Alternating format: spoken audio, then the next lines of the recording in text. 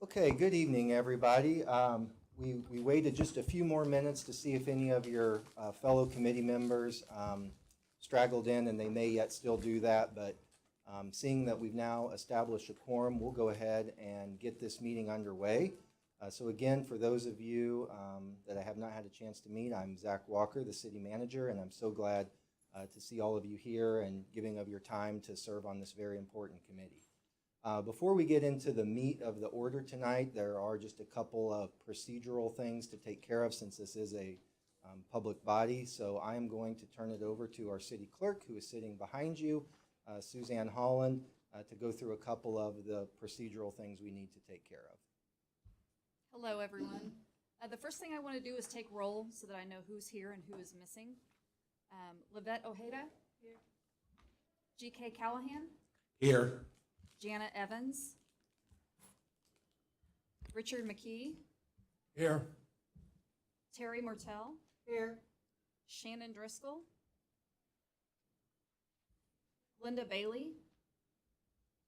Kate Beam? Nick Huff? Lucy Young? Here. Mark Simkoski? Here. Kelly Freeland? Doug Cowan? Here. Michelle Crumball? Here.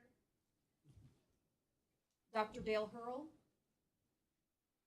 Larry Blick? Here. Randall Pratt? Danielle Dupree? Here. Jeff Rogers? Here. And Jeff McLaughlin. Here. And I think we had a couple extra walk-in. Ma'am, what's your name? Michelle Crumball. Okay. All right. The next thing we need to do is elect a chair and a vice chair or co-chair. And the way we'll have to do that is somebody will have to make a motion, second that motion, and then we'll vote on it. So do we have any nominations? I nominate Larry Blick. I second that nomination. Mr. Blick, are you interested in that?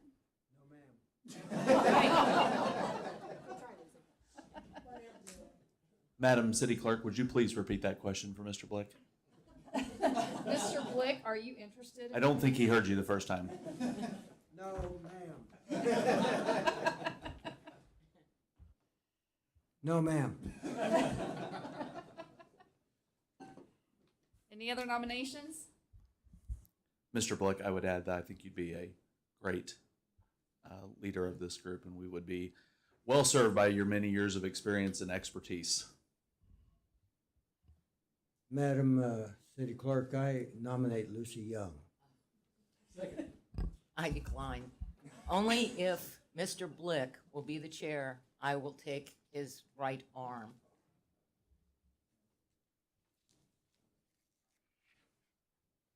No, I decline that. Yeah, you would be great, but I don't think I should do this. Okay. Any other nominations? Volunteers?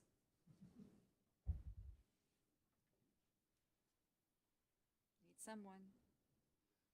I nominate Doug Cowan. I think you do an excellent job. I know you're no Larry Blick, but but I think you would do an excellent job leading this group, and I'd appreciate it if you take the chair. I second. Mr. City Manager, is there a job description? We're making this up on the fly, buddy. In the interest of moving the committee forward, I'd be happy to accept. Thank you, sir. All those in favor? Aye. Aye. Any opposed? Okay, Mr. Cowan will be our chair. I need a nomination for a co-chair. I nominate GK. I accept the nomination. I'll second I'll second. Okay. All those in favor? Aye. Any opposed? All right. So our chair will be Doug Cowan and our co-chair will be G.K. Callahan.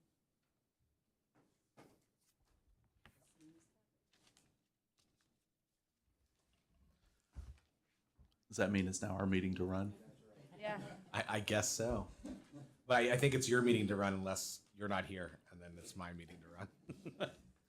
All right, well, in the interest of everybody's time, we'll go ahead and move forward, and it looks like we do need an approval of the meeting minutes, and those are in your packet. Would be happy to entertain a motion to approve the meeting minutes from the inaugural meeting on Wednesday, August 14th. Is there a motion? So moved. A motion by Michelle and a second by Danielle Dupree. Is there any discussion on the minutes? All in favor, please say aye. Aye. Any opposed? Minutes, approval of the minutes passes. We've elected a chair and a vice chair. Looks like we are on to reviewing proposed project, and so I will turn it over to city staff to get us going. Well, thank you, Mr. Chair and members of the committee. Again, Zach Walker. Before we jump into the meat of the order tonight, just want to make sure everybody is familiar with two things. One, the support team that's going to be here over the next several weeks working with you.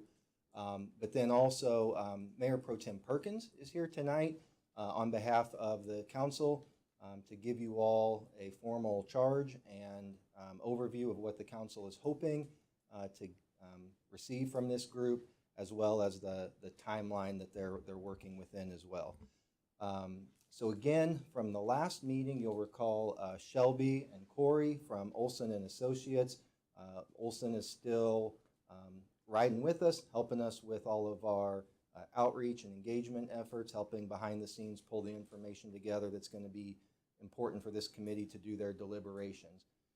Since we've last met, individual that I have brought on to help support and frankly from a day-to-day standpoint manage this project from the manager's office is Amy Jordan Wooden. Yes, she is related to Coach John Wooden, so go ahead and get that out of the way. But Amy, on my behalf, is going to make sure that the very complicated wheels that are operating behind here, producing data, producing reports, getting information to this committee in a timely and meaningful fashion, all the coordination that needs to happen to make these meetings run smoothly. Amy is working on that in the background. She does have some former experience doing this kind of work. So before I steal all of her thunder, I'm going to go ahead and introduce Amy just to quickly make an introduction to the committee. Amy. Thank you, Zach, and thanks so much for being here and giving your time and talent to this cause. I am an independent consultant, and I do a lot of communications work, and I work with a lot of municipalities. And I had the pleasure of working for then City Manager Troy Schulte at Kansas City, Missouri, when we passed the GO bond back in 2017. And that was an enormous project, and worked very closely with city comms and all of the departments to pull that together. And make no mistake, I was one person in a big cog. And it's my pleasure to help out and work with Corey and Shelby and to help staff this committee to make sure that you get all the data that you need, the information that you need, but also to keep us plugging along, because as we know, time is of the essence. So you'll all have my contact information if you need anything, and I'm just here to help and support everybody who's a part of this. I know that Councilman Perkins would like to say a few words. He's really a man that needs no introduction, but I think what is wonderful is that he brings such a wealth of knowledge, having first been elected back in 1996 and served until 2004, right, in the 2nd District, and obviously was elected in 2016 in the 1st District and continues to serve and was just reelected. So thank you so much for joining us tonight.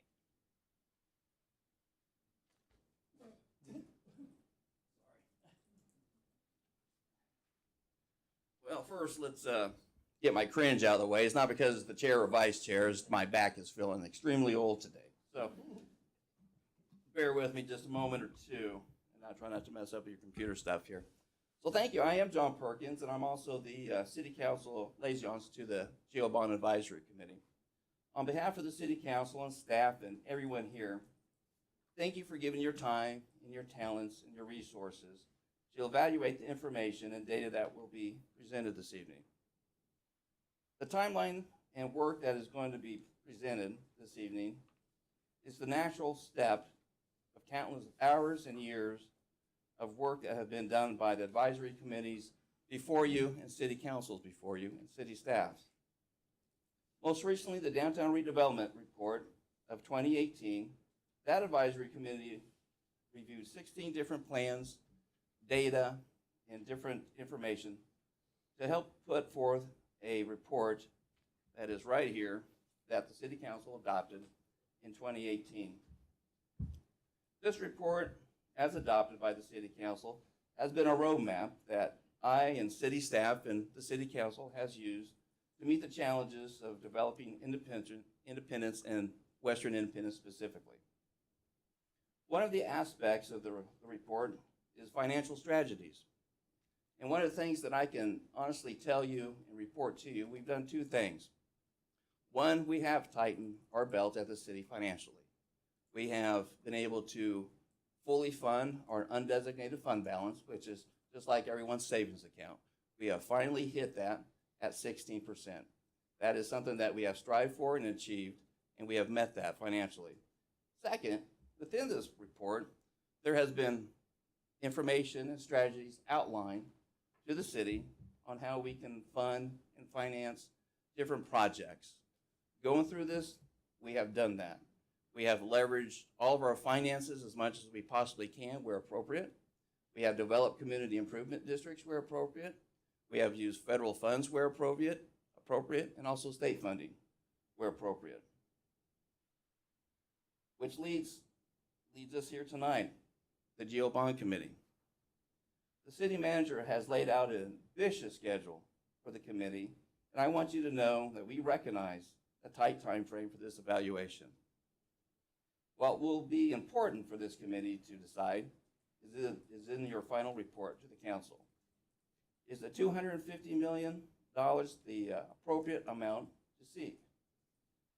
Two, are the categories of spending the right are the categories of spending the right categories where we should devote these resources? And three, are there amounts in each category approximately the right amount? The council will want to consider your report in November so that we can talk and take action no later than December.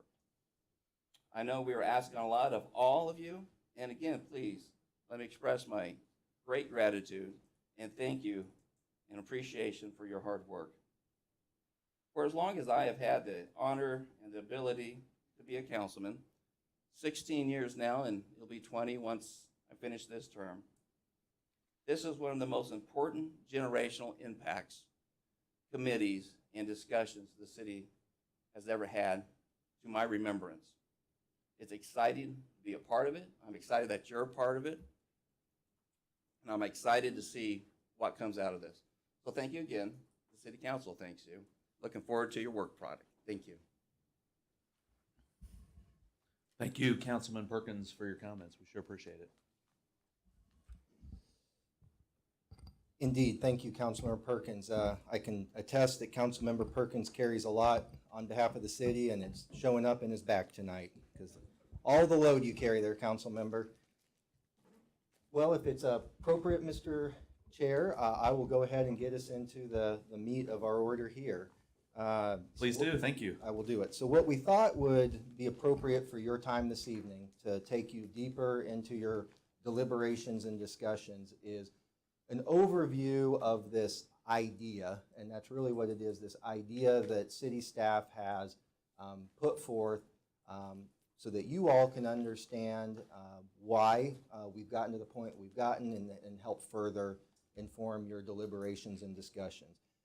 I hope what you really took away from Councilmember Perkins' opening remarks is just what an exciting time it is to be here in the city. And what an awesome opportunity we all have working on this plan to really make one of those once-in-a-generation impacts on our community. We've been given a bold challenge by staff from the council to try to address those fundamental needs in the community, and now all of you are playing that role to step into that to help us further answer that call. So as an organization, one of the things I really want you as citizens and as a committee to know is that we are really making great strides in building a better financial foundation for the City of Independence. In the last several years, we have reduced the total number of tax increment financing projects by 44%, dropped from 18 down to 10, including 8 alone in the last 5 years. The city's paid off $16 million of debt in the last year alone. And our total spending as an organization, debt service has dropped down to just 18%, or has dropped by over 18%, I should say, in the last 5 years. So we are spending more and more of our community's resources on operations and less on debt service. As Council Member Perkins also said, I'm very proud of the fact that this organization is now meeting our reserve balance. In the last year alone, that amount increased from 12.9% to now 17.4%. This gives us the proper cushion we need against unforeseen natural disasters. It helps us when we go to borrow money to have a better credit rating so that we're able to spend more money on our projects and less money on paying interest. It puts the city in stronger financial position. I would also jump back and tell you before I leave that thought, I'd be remiss if I did not tell you that we are also making great strides in our economic development portfolio. The landscape of this city is changing dramatically. $1 billion investment in the Little Blue Valley through the Eastgate Commerce Center project brought to you by North Point.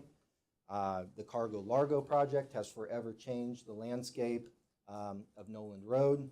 That is a $65 million investment that has brought 500 jobs to the City of Independence. New amenities like the East Independence branch of the Mid-Continent Public Library, and a wide array of new residential development, whether that's single family, multifamily, and at varying price points to meet the many needs of the diverse representation that we have in our community. So financially, economically, this city is really making headwinds right now. But in addition to that historic progress, we do still have some historic challenges. To fully realize the potential that I think we can get to as a community, we also need to begin to address the structural deficiencies in our community. You know, that's not to say that we haven't done anything. For example, we're partnering with MoDOT to make a $30 million investment in sidewalks, streets, street lighting, and stormwater infrastructure, and other pedestrian safety enhancements along 24 Highway. MoDOT and the City of Independence also recently completed infrastructure improvements along 40 Highway, including stormwater, sidewalks, bike lanes, and road resurfacing. However, issues like dilapidated bridges, sidewalks, and streets, like those pictured here, are just the tip of the iceberg when it comes to the things that have to be fixed if we really want to say that we are a city for all residents in this community. One of the primary tools that we have to begin to address the infrastructure deficiency in our community is a general obligation bond. I want to just quickly make sure everybody is working with equal information. A general obligation bond is authorized by the Missouri State Constitution as well as relevant sections of Missouri State statute. It's a way for the city to borrow money to pay for capital projects. The city borrows those funds and pays them back over a maximum period of 20 years through property tax revenue. Typically, one of the benefits of that is that it provides the lowest possible interest rate for financing projects. And it also is attractive to the investment community because it is secured by the full faith, credit, and taxing power of the city.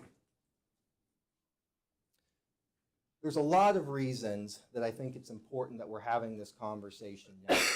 I'm often asked, why don't we look like peer cities around us? And that answer is very complicated. But one of the issues that I'm very confident that Independence has lagged its peer cities is making those infrastructure investments through the use of a general obligation bond.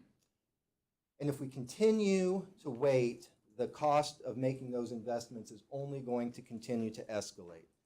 This chart is a report from the St. Louis Federal Reserve that shows the increasing cost of construction materials over the last several decades.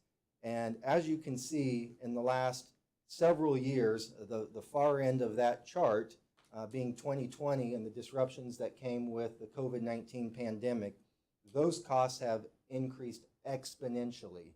So there is a true cost of doing nothing. If we continue to defer and wait, the cost of making these investments is only going to continue to increase and become more and more burdensome for our future residents, our children, the people that move here, to make those and catch up and address those issues. So knowing, Zach, can I Yes, stop sir. you for just a second? yes, please do. And Doug, I will say, anybody that wants to interrupt along the way, please do. Sure. I want to, if you would go back to the Geo bond slide, please. And I just want to make sure, I mean, this is foundational knowledge, and I just want to make sure that anybody in this room, there's no questions about what a general obligation bond is, or if there's further questions or clarifications, because this will probably be the primary question that this committee gets. Are there any questions for Zach about this? Well, my question was, this is not any kind of a tax on the citizens, right? This is a bond to raise money to pay for the project. That's a good question, and it is a tax on property owners. So later in the presentation, we have some representative slides of what that looks like, but if you own property, not a vehicle, but if you own a business, if you own residence, any of the outbuilding structures that you might have, those are subject to the tax that would be increased to raise revenue to pay the debt service. Zach, also speak to the fact that people like me that are 150 years old that get a property freeze, there will also be an increase to cover the bond, please. So the Missouri General Assembly has enacted new legislation that is freezing property tax at their then current value for people 65 and older. So of course the cost being and you'll see this in a minute, but the amount that's needed to make those annual debt service payments, if your property is locked in at $200 a year right now, it would stay at $200 a year. The cost would then, of course, as Ms. Young is saying, be spread out across the other property owners who are not of qualifying age for that freeze, so that we can generate the necessary revenue. I will also say one of the benefits that I did not list on this slide that is often pointed to of a general obligation bond is things like a road, things like a bridge. Those have a longer shelf life, so people enjoy those for a much longer period of time. So the idea is by spreading those costs out over a 20-year period, if you're living in the community or you're working, owning a business in the community, you're kind of paying for your portion of the use of that asset by making that repayment over a 20-year window. I know there were other hands. Yes, what will happen at the ballot box is you approve two things. You authorize the city to issue a certain amount of general obligation bonds, which obligates the city to pay those off. And the second thing you do is authorize an increase in the tax levy, which will be used then to pay the debt service on the bonds. Now, I do have a question here.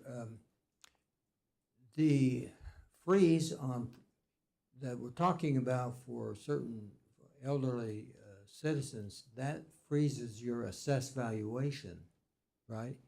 If the voters approve an increase in the tax levy, do not those property owners have to pay that increased levy? I'm glad you gave me the chance to clarify that if that was not clear. The assessed valuation is what is frozen of your home, your property that you own. If a levy is increased from 40 to 45 cents, that is applied equally among all of the property owners of the city. Does that help? Okay. I know in past presentations that I've seen you present on this, you gave a statistic like $20-some extra a month. We are getting there. Okay. Yep, that will be coming up a little later in the presentation. Okay. Yes. What about a tax abatement for homeowners that have that? You know, Are there's a they- financial guy that's gonna show up in a little bit, and why don't we save all those questions for him? Because we're paying a lot for him to come out tonight, so I wouldn't want to steal all his thunder. I don't know if we're paying him. That was a joke. Are there any other questions about what is a GO bond? I know we've gotten slightly down the rabbit hole of this property tax freezing. I would just add for further clarification, the new Missouri statute gives counties the ability to implement a program. So it is not a statewide freeze if you're 65 or older. Jackson County has voted to do that. Secondly, you do have to opt in and apply for that. So it is not, if you're 65 or older, or if you know people that are 65 and older, your assessed valuation is not automatically frozen. You have to apply through the county. Every year, according to echoing voices on this side of the room. Are we okay? Thank you, Zach, Yeah, for taking no. those questions. No, and again, I will say if there are other questions as we roll through this, let's not feel compelled to wait till the end. Jump in with those so we don't lose track of your very important questions. So knowing the breadth and depth of our issues in our community, which in 2017 we quantified at the request of council our deferred maintenance. Deferred maintenance is government speak for how much infrastructure investment is needed, but that's not currently funded in any capital plan that the city has. So our unfunded or deferred infrastructure investment in 2017 dollars was right at about $1 billion in deferred maintenance. And knowing the breadth and depth of that, we were challenged as staff to sit down and say, what can we do to start to address this issue? One of the limitations we have as a municipality is we have a maximum debt levy that we are allowed to take out under state statute. That's about 10% of our total assessed valuation in the community. Because we didn't want to fully bond out our complete debt levy, that would be irresponsible. It wouldn't leave any cushion if there was a natural disaster that disrupted our revenue streams and the city needed to borrow money. As an example, we have proposed a $250 million plan. It begins to address 1/4 of the total issue that we've identified, while also leaving us that legal debt margin that we need in case of emergency. Zach, just so we know, can we know what the full debt levy is? I mean, just so we have some ideas for numbers. Yeah, it's around $330 million. Okay. So this Thank you. would, yeah. So we are, as you're going to hear in greater detail tonight, we are proposing $75 million towards a new community center, $60 million to address our street reconstruction and overlay needs, $50 million toward public buildings, and we'll have more detail on that breakdown in a moment, $20 million for curbs and sidewalks, $20 million to address park improvement needs, 15 for bridges, and $10 million to address the city's historic sites. We believe that that allocation is strategic and delivers the greatest community impact, but of course, that's why you all are here to help challenge our assumptions. One of the things I'm very excited about tonight is to be joined by several of our highly talented and capable department directors in the city so that the folks who work firsthand every day with these needs and issues can explain this in greater detail. So right now, it's my pleasure to introduce to you Assistant City Manager and Director of Municipal Services, Lisa Reynolds. Good evening. Thanks for being here. And if you've had to endure me talking about streets already, I'm sorry. I'm going to bore you with a few numbers all over again. And for those of you that haven't heard it yet, I'm apologizing ahead of time. Street maintenance is one of the top complaints in our citizen satisfaction survey and has been for the last few that we've sent out. The only thing that it even comes close to is public safety. So those are like the top two things routinely that we hear about citywide. The department is responsible for maintaining roughly 1,300 lane miles across the city of pavement infrastructure. And that's not including state infrastructure, which would be 23rd Street, 291, 24 Highway, 40 Highway, parts of Truman Road, and other roads like, well, state highways. So roughly 1,300 lane miles. Of that 1,300 lane miles, we score on a 0 to 100 scale, and that is called a pavement condition index. So if you go back to elementary school grade cards, you've got your 100 that's an A and utter failure at 0. Think gravel road versus brand new constructed road. Our average citywide is roughly 50 to 55. So as a city, we get an F. So when we started talking about the GEO bond, we looked at what would it take to bring it up to something we considered reasonable that still wasn't breaking the bank or taking the entire GEO bond just for roadway maintenance. And so we arrived at the number of 60 million. And what that number would do would allow us to address, I think it says 367 lane miles. That was at the time that we put this together. So that changes every year, obviously, based on construction cost year to year, and promise nothing's getting cheaper. But 300 to 400 lane miles of the worst streets in the city. So while there are 4 major categories of construction or of maintenance, let's say on roadways, we have preventative maintenance, which would be crack filling, seals, and things like that.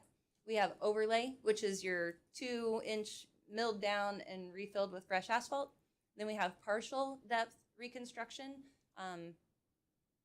more complicated construction, but not a full reconstruction of the road. And then that 4th bucket, obviously full reconstruction. The street blows up, we put it back in brand new. This would address the partial depth construction and the full reconstruction, and then what was left would go to overlay. And in doing that, we could raise our PCI score citywide to, we anticipate, an 80. So going from an F to a B, effectively. So that's roughly how we came to these numbers. Again, just addressing the worst of the worst, and we'd be looking at 300 to 400 lane miles. The next category in our roadway network is bridges and culverts. Any of you that have traveled really any district in the city at this point, we have 4 bridges closed. I'm sure you've run into them at some point. We have Lexington, Overton, Heidelberger, and Kentucky Bridge all closed currently. And Bunchy Road recently, a culvert collapsed that took that road out as well. A couple years ago, it was the 42nd Street culvert off of Nolan that had that road closed for quite some time. So this is our next category that takes 15 million to address 97 culverts and 15 bridges, including the 4 that are currently closed. There are 14, the 4 that are closed, and then an additional 10 that are on our list that we know need action over the next 7 years, or they will also be looking at closure. And Lisa, then- can I ask a clarifying question? Absolutely. If we go back to streets, Yep. I know big city, 78 square miles.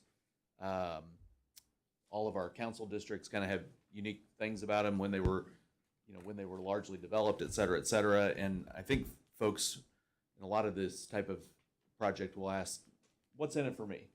And streets is probably one of those. They'll probably wonder, how is it decided whose street gets repaved? Can you address whether or not, ultimately when this issue goes to voters, if streets is on there, assuming it is, is there a documented what 367 miles of roadway would be redone? There is, yes. So to answer your question, when we were looking at this, we have a spreadsheet that has score for every road segment citywide. And so we look at those scores and take the worst, put them into, till we get to 60 million, and that's our list. That does change based on, a couple years ago, Deborah Street, we were supposed to overlay it, got into overlay it and found that it was actually completely deteriorated beneath and had to do a full reconstruction. So if we get into things like that, that list changes. I'm a little hesitant to say here is the list, just because if something like a reconstruction does come up where we think it's just an overlay, obviously that's more expensive fix, right? But there are, with an overall score citywide of 50 to 55, you can imagine there are streets in every single district that will be addressed in all three of the categories that we're addressing. And we do intend, as things get closer and we further define these buckets, as you further define these buckets and the amounts that are going to go forward, to provide maps of those anticipated areas to be addressed. But at this moment, to publish it, I don't have it at this moment. Well, I think if that's the plan, to make that available, and if there's an interactive map, that's ultimately online, I think folks will find tremendous value and appreciate the transparency. And we've really tried to go, and we're doing this with our pavement maintenance and the overlay program, to that purely data-driven model, to where it's not, there was a time where, okay, you've got to do 20 miles in every district, so it's even.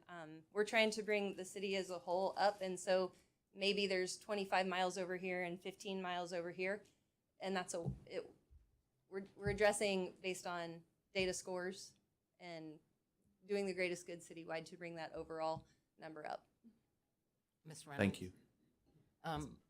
I would tell you that one of the major selling points of the original public safety tax, or the street tax, was in the fact that when Howard Penrod was the director of public works, he did devise a program that tried to be equally spreading out the tax, and in this case, the bond money, and showed the citizens a list of what would happen in their quadrant. And then a year later, he would come back and check those off to show us what he had done, or his department had done, and then show us year 2, 3, 4 to give confidence and transparency in the program. And I think that's why the next time it came up for renewal, that there was such an easy success. And I appreciate that. And we, like I said, we do absolutely plan to have that map in anticipation of this is what we're targeting. And absolutely, we will be in every district doing work. Because unfortunately, the roadway network needs that much work. Any other street questions? Street maintenance questions? Yeah, I have a question. Yes. So how much are we spending annually now on street reconstruction? Roughly $4.5 million goes to the pavement maintenance and overlay program. And that's all straight out of the street sales tax. How much per year do you think you could do if 60 million were approved?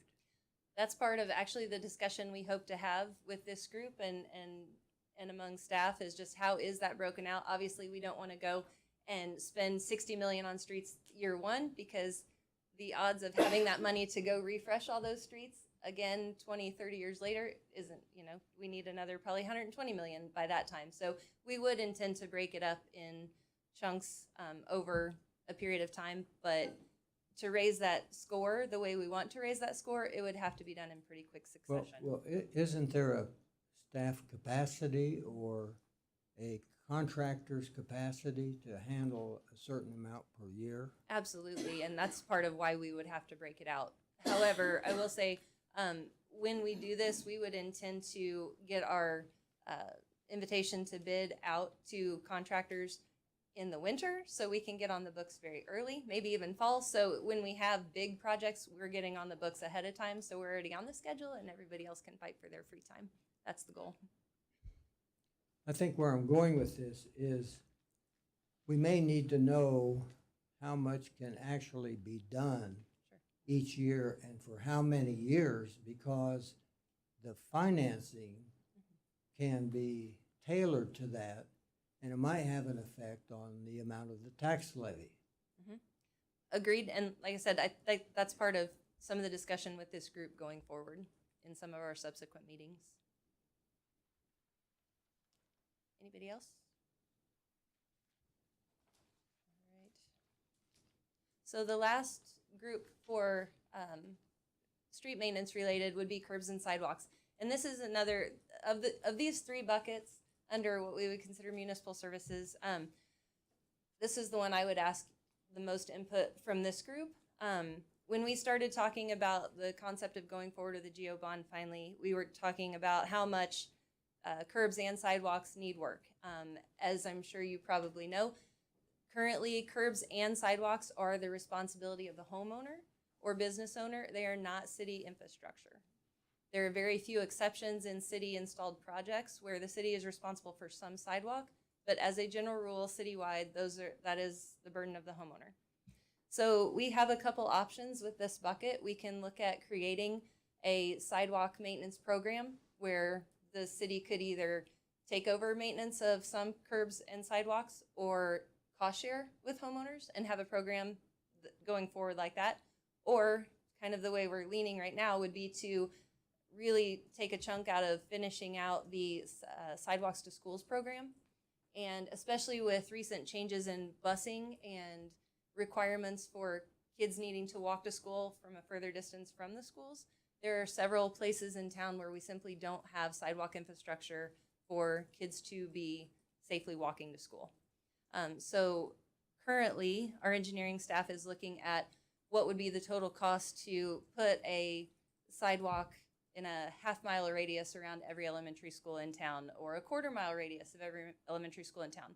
I have met with the superintendents of ISD and Fort Osage and talked about their preferences, and we're taking those now and doing some calculations to see how far that gets us based on their wish list of sidewalks.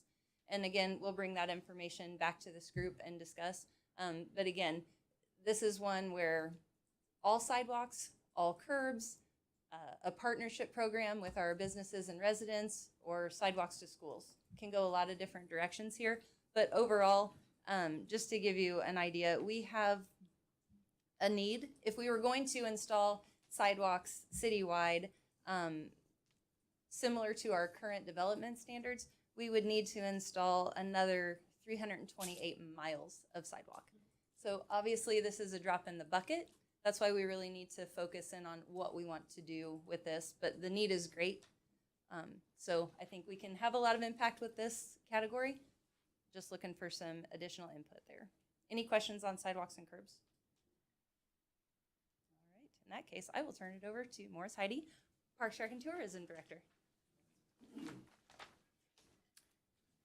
Good evening, members of the committee. My name is Morris Heidi, Director of Parks, Recreation, and Tourism. I appreciate the opportunity to share with you this evening. First, I'd like to talk a little bit about historic sites. Preserving historic sites in Independence is important for several reasons I think you're fully aware of, as they contribute to the cultural, social, and economic well-being of our community. Historic sites in Independence often have cultural and historical significance, representing the city's past and the broader history of our region. Preserving historic sites can boost tourism, attract visitors who are interested in exploring the city's history. By preserving these sites, Independence can maintain a unique identity that it distinguishes it from other places and contributes to a shared sense of belonging among its residents. The $10 million that is being proposed is based off a 2018 conditions assessment that the city performed. Those numbers have been added to for inflationary factors. So those dollars are in 2023 dollars. I wanted to make sure you were aware of that. The $10 million would represent improvements and repair, deferred maintenance at 6 of our city-owned historic sites. So this plan proposes $10 million for addressing these long deferred maintenance needs at these sites to help ensure their viability for future generations to enjoy. Question. Sure, yeah. Can you give us the amounts for each of those items? Sure, yes, I'd be happy to. So the Vale Mansion, we have $2,031,361. And again, all of these numbers are based off this 2018 needs assessment, conditions assessment. Bingham Wagner Estate is $3,599,531.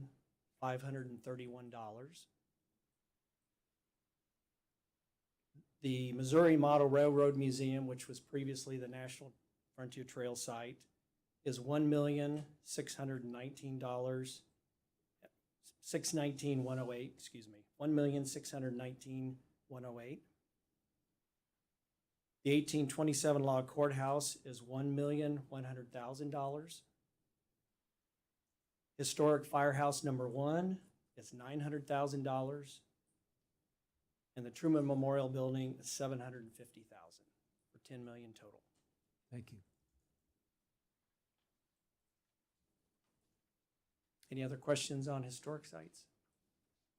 Yeah. Does that bring, would that bring all of them up to date where you're completely?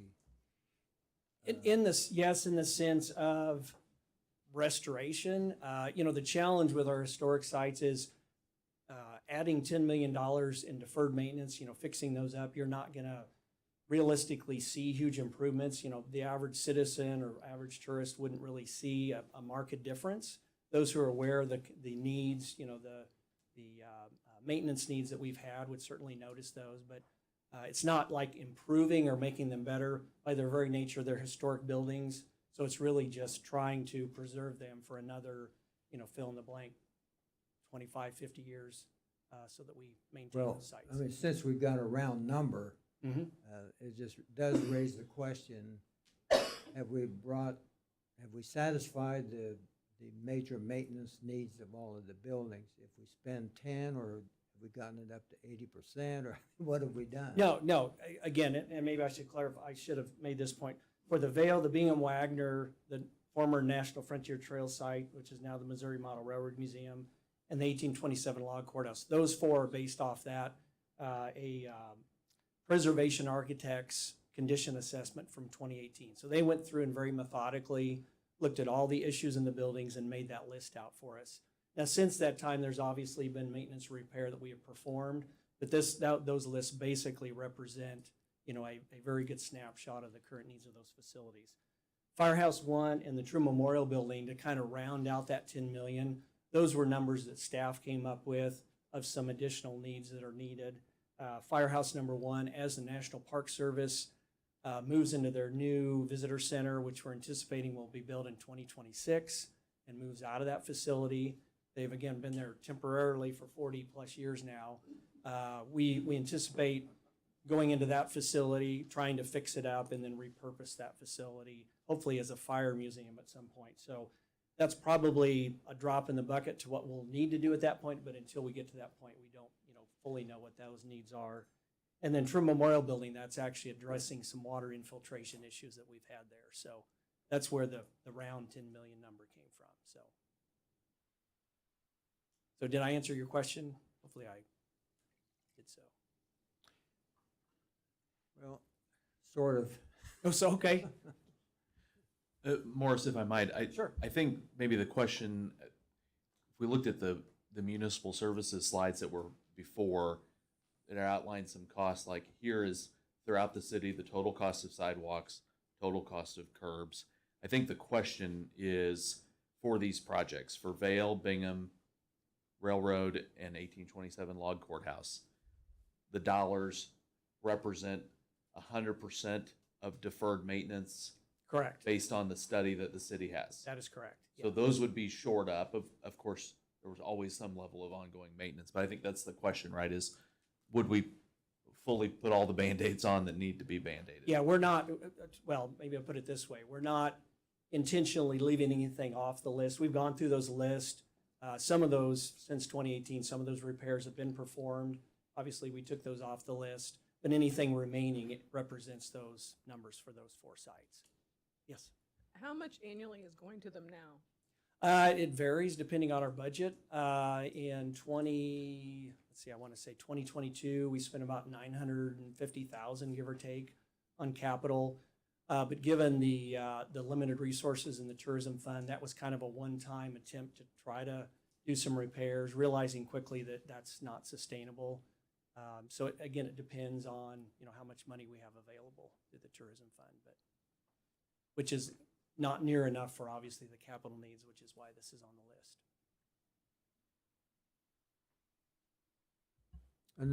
Another question, I don't know, and maybe we get to this at some later date, but let's suppose we had to shave 20% or 25% out off of the bond issue or whatever, we may then need to know what priorities you would have for these items. And I guess that's an item we should really defer because we may not have to even discuss it.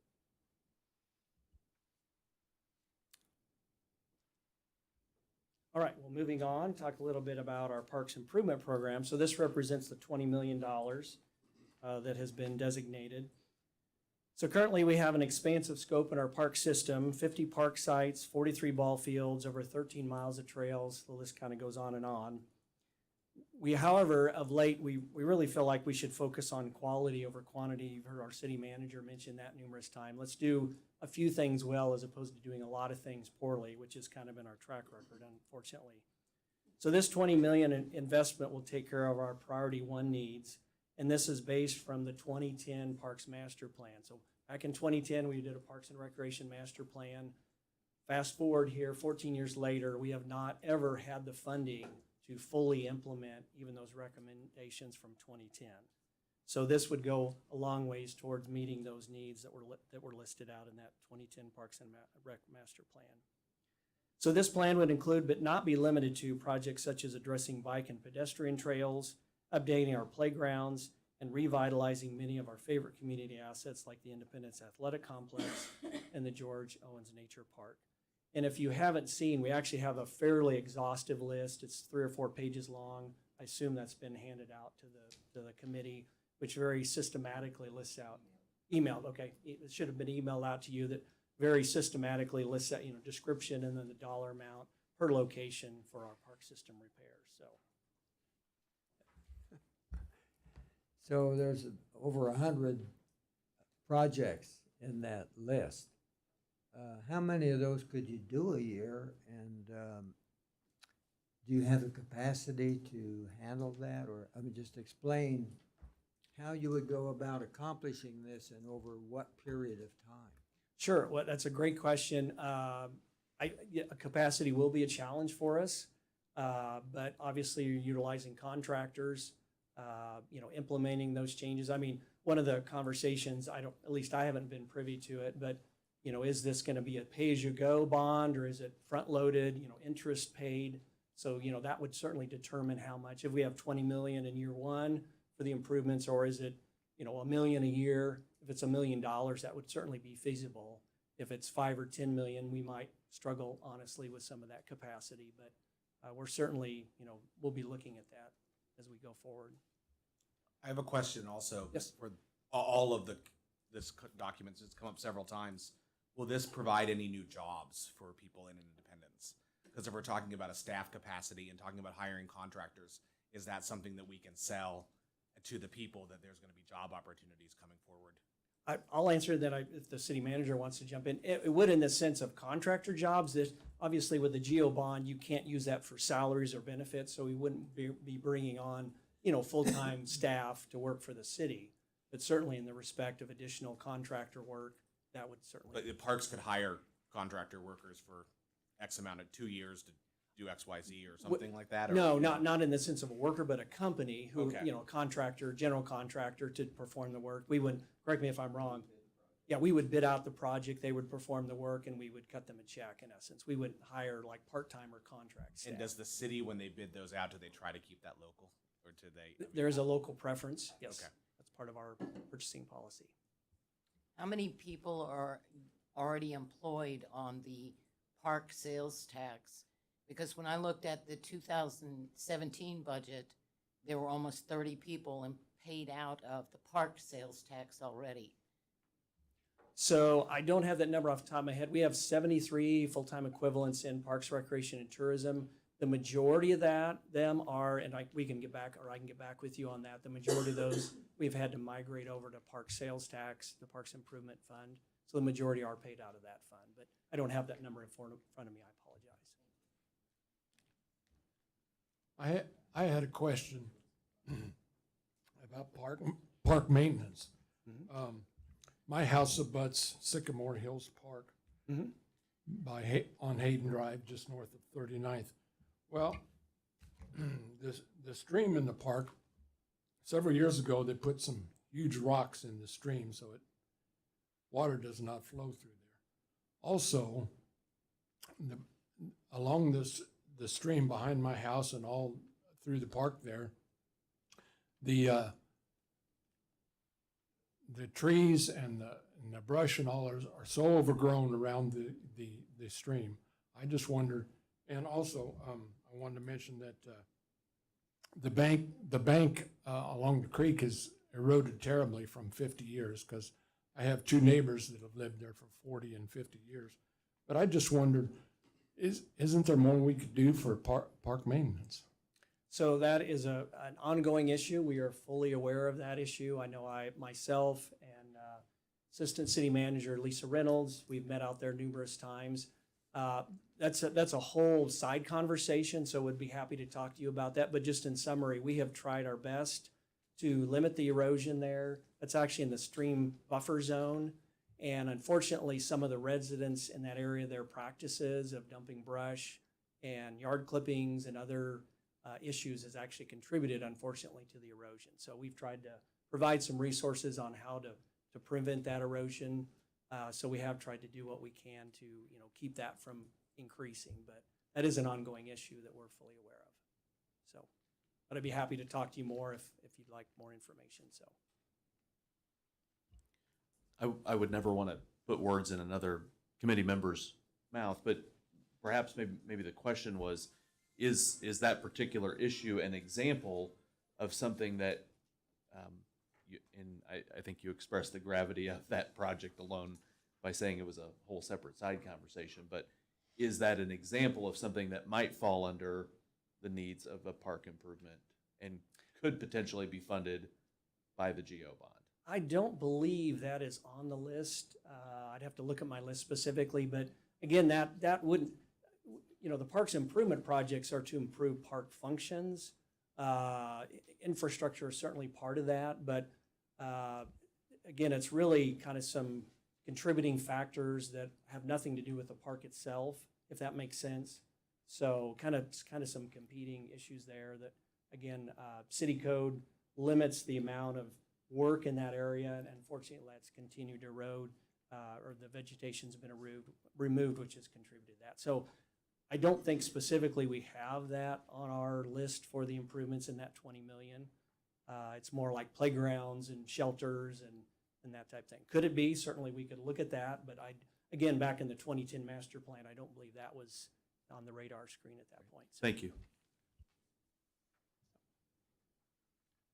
All right, I'll turn it over to Zach. Yes? Thank you, Morris, appreciate that. So one of the things that we want to transition your conversation to now is public buildings. And in the City of Independence today, we manage, oversee, and care for 72 different city facilities.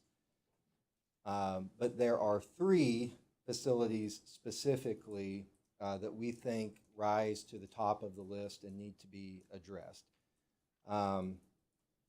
One of those is the Sermon Community Center, which you're going to hear about more later. But again, back in 2017 dollars, that was $10 million to address things like HVAC systems, roofing, flooring, water infiltration. As you'll hear more later, that is not to address the functionality or the amenities of the building. These are fix-it, repair kind of costs in that. We believe it's meritorious to have a conversation about the animal shelter. That is a very odd arrangement in which the City of Independence owns land out there and Jackson County owns the building upon which that land sits. That building is now approaching 12 years of age, about the time when some of the useful life of some of the initial investments have expired. So you'll hear momentarily about some of the additional needed repairs there. And Deputy Chief Sumstead is here this evening to talk to you about the needs at our police headquarters, but we have not even tagged this with a cost because several different reports that the city have commissioned, kind of like asking parents, we've parent shopped and tried to find a different answer, but they all come back to say that renovation of that facility is no longer a viable option. So we are going to take a closer look at some of these facilities now. Public buildings, we've allocated $50 million for this. Specifically, as of this moment in time, we've allocated $42 million towards the Justice Center or Police Complex project. As I said, you're going to hear from Deputy Chief Sumstead in a moment. One thing that I do want to put an asterisk next to that $42 million number. City is actively working with the architecture firm of Hafer Welker right now. They're renowned throughout the country, specializing in police facilities. So we are working to update the cost of that to make sure this committee has accurate information to work with. We are moving at lightning speed, particularly on a city schedule to get you those figures. I wish we would have had those tonight. We don't, but we'll have those in your hands very soon. We are proposing $5 million to allocate towards both the purchase of the shelter as well as the improvements. Again, this very odd arrangement of two different jurisdictions owning land in a building. The county has their own facility needs. You've seen on the news issues at the historic courthouse, the downtown courthouse. There's kind of been a protracted battle about their facilities and what they will do downtown. We think it's just exponentially easier if the city were to buy out the county on their remaining value of that building and make that a city-owned asset. And then, again, 72 different facilities across the city. We are proposing $3 million to address fix-it maintenance type needs at those facilities as well.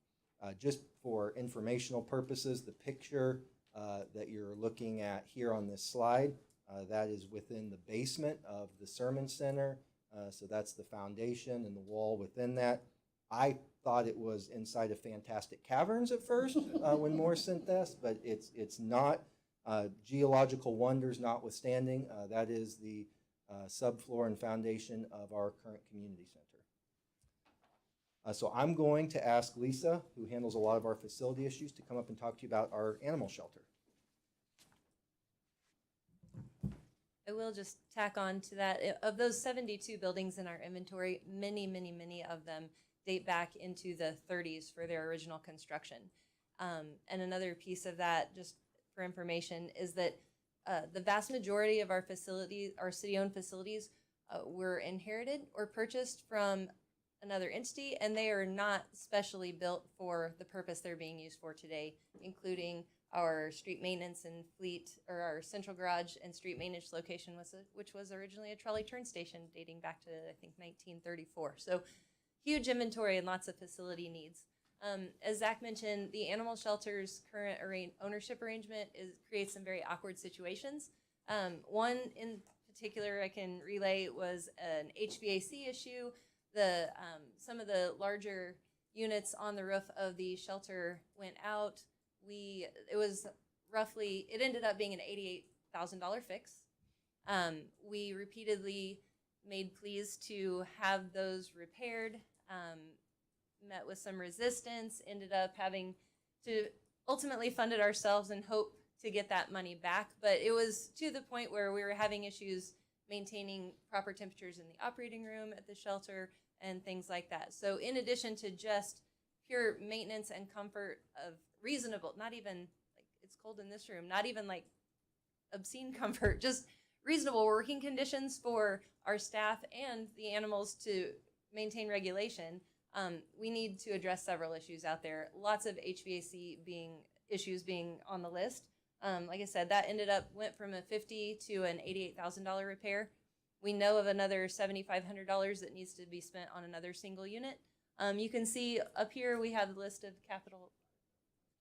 Oh, that actually should be a $5 million number there, not $3 million.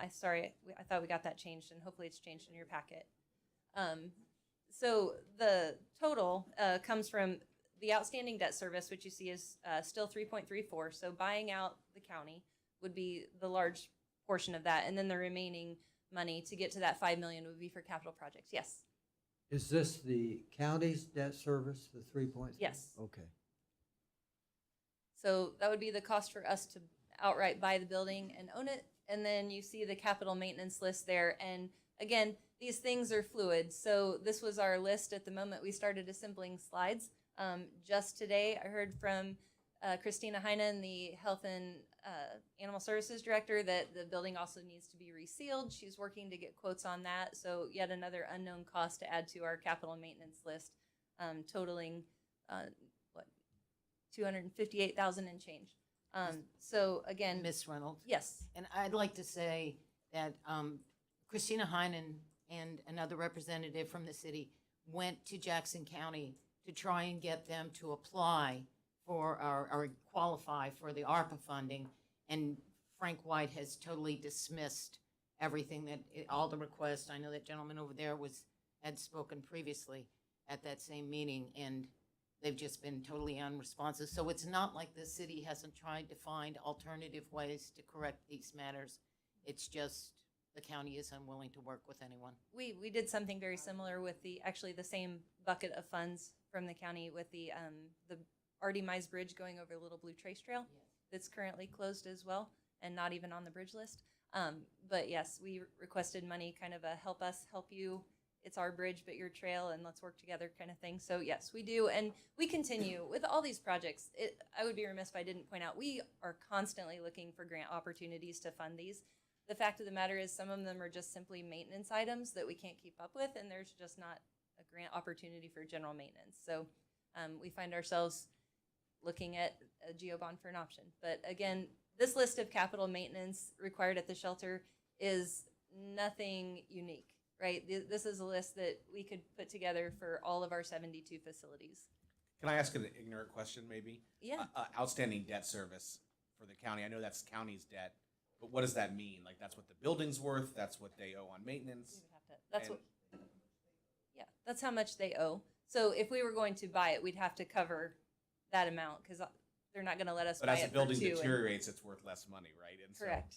you know, is that the value of the bill? I don't know. I don't want to go into the weeds. I'm just thinking that. Right. Well, that number was not that long ago, $5 million just to outright buy the building from them, the debt service. So the debt service is continuing to lower, obviously, but you're right. The building continues to, It deteriorates, so it's worth Yes. less money. So, correct. okay. But that just drives that capital maintenance list higher, so, yeah. And do we reasonably believe that the county will sell the building? That's a great question. Yeah, and I realize that it's a speculative question. Yeah, I will say this to the committee. I've had conversations with the county administrator, I think is his title, Troy Schulte. He recognizes the challenge of the 2 municipalities working in this. You know, the original operating agreement that was extended, that has now expired. It was said by another committee member that the county's been unresponsive about even negotiating an operating agreement. So, you know, there's a very real fear that one day we could show up at the building and the county's just lock the door because they've decided they don't want to do that anymore. It is their building, and there is no operating agreement. He has shown an interest in, you know, transitioning that asset to the city, but I should qualify that by saying that, of course, would require support and approval by the legislature and the county executive. So certainly some hurdles to clear there, but on the administrative side, there's support to do that. So I have you know, one of our jobs is to try to think about the resistance that our citizens will have. And they might say, well, why would we tax ourselves to pay for a county debt service? So while from an operational standpoint, from the city standpoint, it makes a lot of sense. But then, you know, we have to be sure that we don't have things in there that would cause people to vote against us, you know, because they say, this is dumb. You know, the county taxpayers are doing this. Now, why would we tax ourselves to pay their debt service? So I think some of that stuff we have to wrestle with too. You know, Mr. Blick, that is an excellent point, and the only information I would give back to this committee as you contemplate that is, to some degree, we are already doing that. When the state showed up and told us, you know, we don't care who owns the building, somebody figure out the HVAC, because you can't have a animal shelter that doesn't have air conditioning in July and heat in December. When they told us that somebody, they don't care who owns it, fix the water lines, because you can't have an animal shelter where you can't launder soiled blankets and surgical materials and all of that. Unfortunately, we have, as the city, stepped up to make those investments, and, you know, the invoices have been sent to the county, but they've not been remitted yet. And that's not to knock our partners at the county, that's just to say, as these issues reach crisis levels, the city has continually stepped up to fund what we believe is the county's responsibility to fix as owners of that building. And those were all obviously unbudgeted expenses as well. Well, is it possible to build a new building for $5 million instead of paying the county for their deteriorating building? I have not costed that, Mr. Callahan, but I would tell you, I don't think that would probably be in the realm of possibility. Yeah. I just want to add in a little lesson learned from 2017, and it was a lesson I learned. Hell hath no fury like pet owners. So when Kansas City, Missouri put forth their GO bond, one of the questions was dedicated to building a new animal shelter.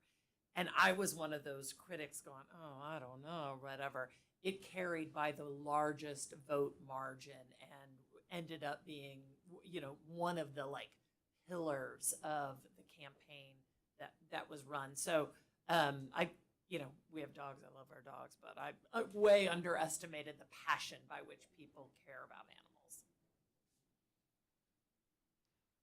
If it's okay to proceed, I think at this point I'll ask Deputy Chief Sumstead to come forward and talk to you about some of the challenges with headquarters and then some of the proposed projects associated with the bond.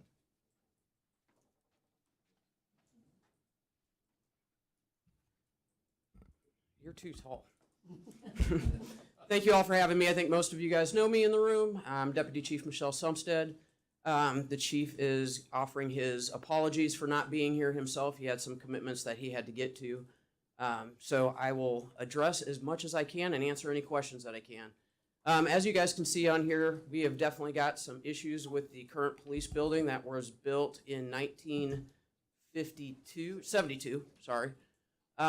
And through that time, we have obviously outgrown that building and have some fairly severe issues within it. One of those is the leaking roof that is mentioned at the top.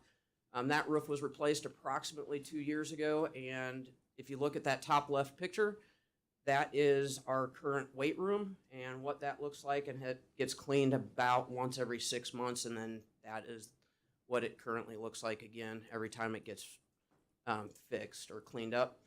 The second picture is a desk up in our admin floor that has soot coming out of the HVAC system. So we're not exactly sure what that is. It's been tested, but nobody knows exactly what it is. But we've got the frequent internet issues, HVAC, which I talked about a little bit. Part of that HVAC issue and the power outages is our K9 unit. I just found out today recently had a power outage at the K9 unit, seeing as we're going to talk about animals and, you know, animal lovers, which I am one, obviously. They had a power outage, and when one of the K9 officers got back to the building, there was a K9 in one of the kennels, and the building had gotten up to about 90 degrees. So obviously that's a very unstable power out there and HVAC system. So we need to make sure we get everything re-centralized in the same place with new HVAC, new everything. The raw sewage leaks, which you guys can see, we recently, I believe it was about 2 weeks ago, our fire suppression system for the entire building went down, and that entire system had to be shut down for, how long was that, Lisa? About a week that system was shut down, and they had to dig the entire system out and replace it. Obviously, having as many buildings as we've got the Peniston building, which houses our traffic unit, our SWAT SWAT team, and all of those operations are decentralized from our normal building. It's called the Penniston Building because, as any of you that have been around a while, Penniston Construction used to own that building. So again, to address the fact that it was a used building that the city purchased to try and save money, so the city or the department could have another facility. Our K-9 unit is the same way. That was a building that was initially actually the animal shelter, that we've moved our K-9 unit into that facility. By doing that, it obviously decentralizes all of our operations. So our supervisors are in different locations than what our staff is. My staff personally is all over the city because all of the operational staff pretty much falls under me. So for me to have any contact with any of my staff, I have to go to another building to have that contact. So obviously that provides some very large challenges for us at the department. Talks about the overcrowding. Obviously, if this building was built in 1972, our staff has greatly grown since that time. So we have had our growth of parking spaces that we need. We've got evidentiary vehicles that we need to have space for. We've got vehicles that were used in fatality car crashes that we have to hold on to. Anything that was used in a homicide, we have to keep that car until that case has been resolved in court. So we have an ongoing plethora of just random vehicles that we've got at the K-9 building. We have them stashed pretty much anywhere. The Penniston building has got some, and so they're all over the place. Obviously with our staff growing, that means their personal cars are growing as well. So, and with the lack of modern amenities, obviously I can tell you about the women's locker room. We do not have enough lockers. Our admin who takes care of all of our locker allocation, about every hiring class that we have now has to send out an email to the entire department and says, is there anybody willing to give up their locker? Because we do not have enough lockers. So, and anybody who's in a non-essential position that's not in patrol has all given up their lockers. Detectives, admin, everybody has given up their lockers so our patrol guys can have lockers. And also, hopefully with this new facility, we can get some training space because we have really no training space within the department. And we would like to bring in outside agencies and be that agency within the Kansas City metropolitan area that other agencies want to come to train. So this is, oh, sorry, Danielle. With the sewage and the soot issues, are your guys' employees are their health being impacted negatively from these things? They have done several studies within the building. We've had some health issues, but every time we have a health issue, we have a study done within the building. So far, there has been nothing that's tested positive for anything that is systematically destructive to the employees at this point. So the soot that's on the desk, I think it was considered undetermined. So who knows? Who knows? Your guess is as good as mine. So this next slide yes, did you have something? Okay.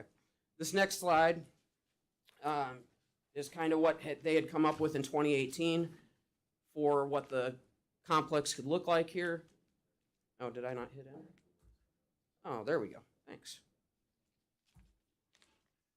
All right. So I could just get them all up there for you. I think there's more. One more. There we go. All right. Now I've got it. Sorry. So in 2018, they did a study, and during that study, the cost to build a new facility that co-locates all the functions was cheaper than renovation of the existing facility. Obviously, at this point, those costs have close to tripled. As City Manager Walker said, all of those construction costs have gone up historically. So the figures that I believe it was 42 million, those figures came from the Grain Valley and Lenexa projects that we have recently went and toured. So by doing this project, it would be about a third of the maximum debt limit. So for just this project. So in good conscience, we can't recommend that. Knowing what all of our needs are, we're going back to the drawing board and making sure that everything is good and for what the city needs. So anyways, building a new facility meets all of the needs for IPD for the next 100 years. Back when, with what we've got now and just renovating that, it would only be a 25-year expectation of being able to stay in that building. So this will get us set for about the next 100 years. So I will be gone by then, hopefully. It also will, if you guys, obviously you guys know the facility we're in now. For us to transport prisoners over to the court, we have to physically walk them across the street to court, which is obviously not safe for our officers.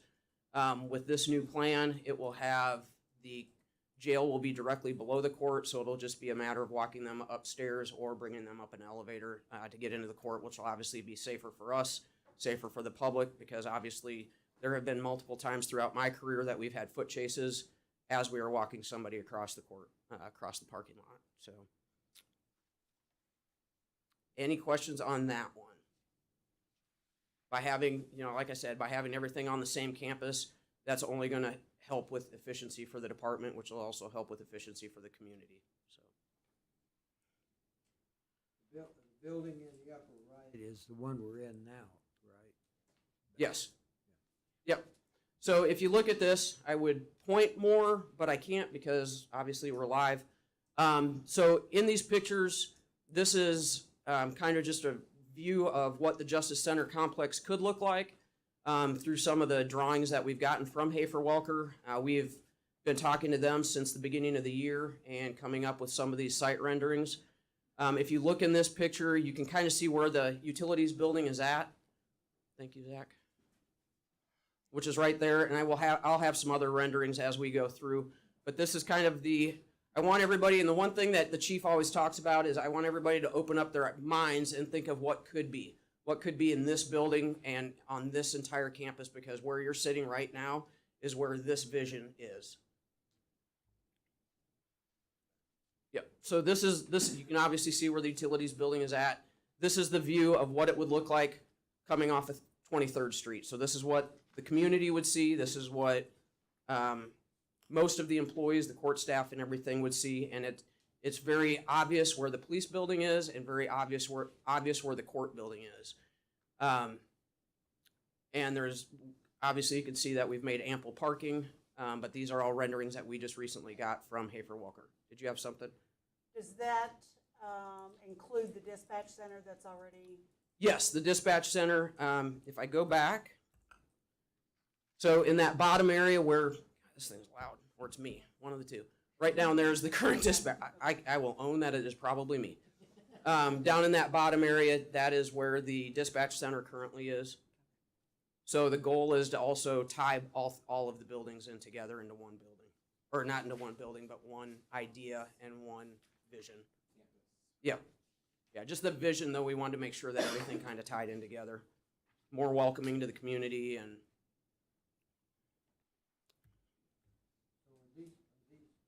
These renderings of the buildings on the previous slide? yes. Yes. One more. Mr. Blick, those are the renderings from the 2018 study that recommended consolidation of the police campus here. What has changed since then is the idea of utilizing this existing space for police functions. So that is why the footprint here looks different. So we just wanted you to know that 2018 study illustrated this, but this is what is being contemplated right now and what's being costed out by the current architect, who, by the way, is the same firm that did the 2018 study. Go ahead, Daniel. Can you go back a few, because I'm having trouble reading what's around the communication center. No, it's just That's no longer applicable. Yeah, we illustrated that so you could see that in 2018 we had an architect that was making the recommendation to move here. Now that same architect has done. Where it attaches to this building? Yes. So, if you go back to 2018. Yep. So, these Want me to walk pictures through that? now would have an addition that comes over. So basically, court's still here, but an addition that joins these instead of these other multiple buildings off the site. Is the firing range still gonna be in the same place? no, Okay.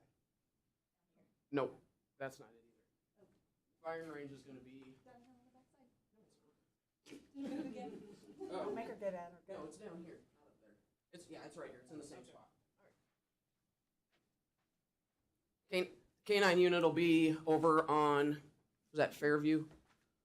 Up on the upper right corner of that will be the canine building. And then kind of down the hill is where we'll end up taking all of those wrecked and evidentiary cars, so they're not all over the place and they're out of the way of the public eye. Good question, though.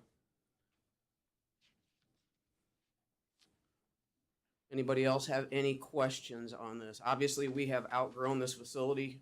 As I said, just even with locker rooms should tell you how much we've grown out of this. Just a So- quick question. Go ahead, Lucy. This is only for construction. It is not for demolition of the existing IPD building. Am I correct? That's correct. Thank you.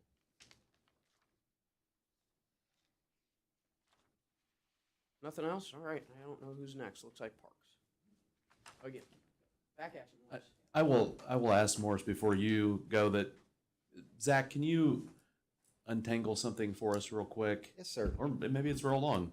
I am aware that the city government will have to purchase this building, or at least that's my understanding, due to the enterprise nature of the funds used for the utility building. So there'd be a transfer of ownership, per se.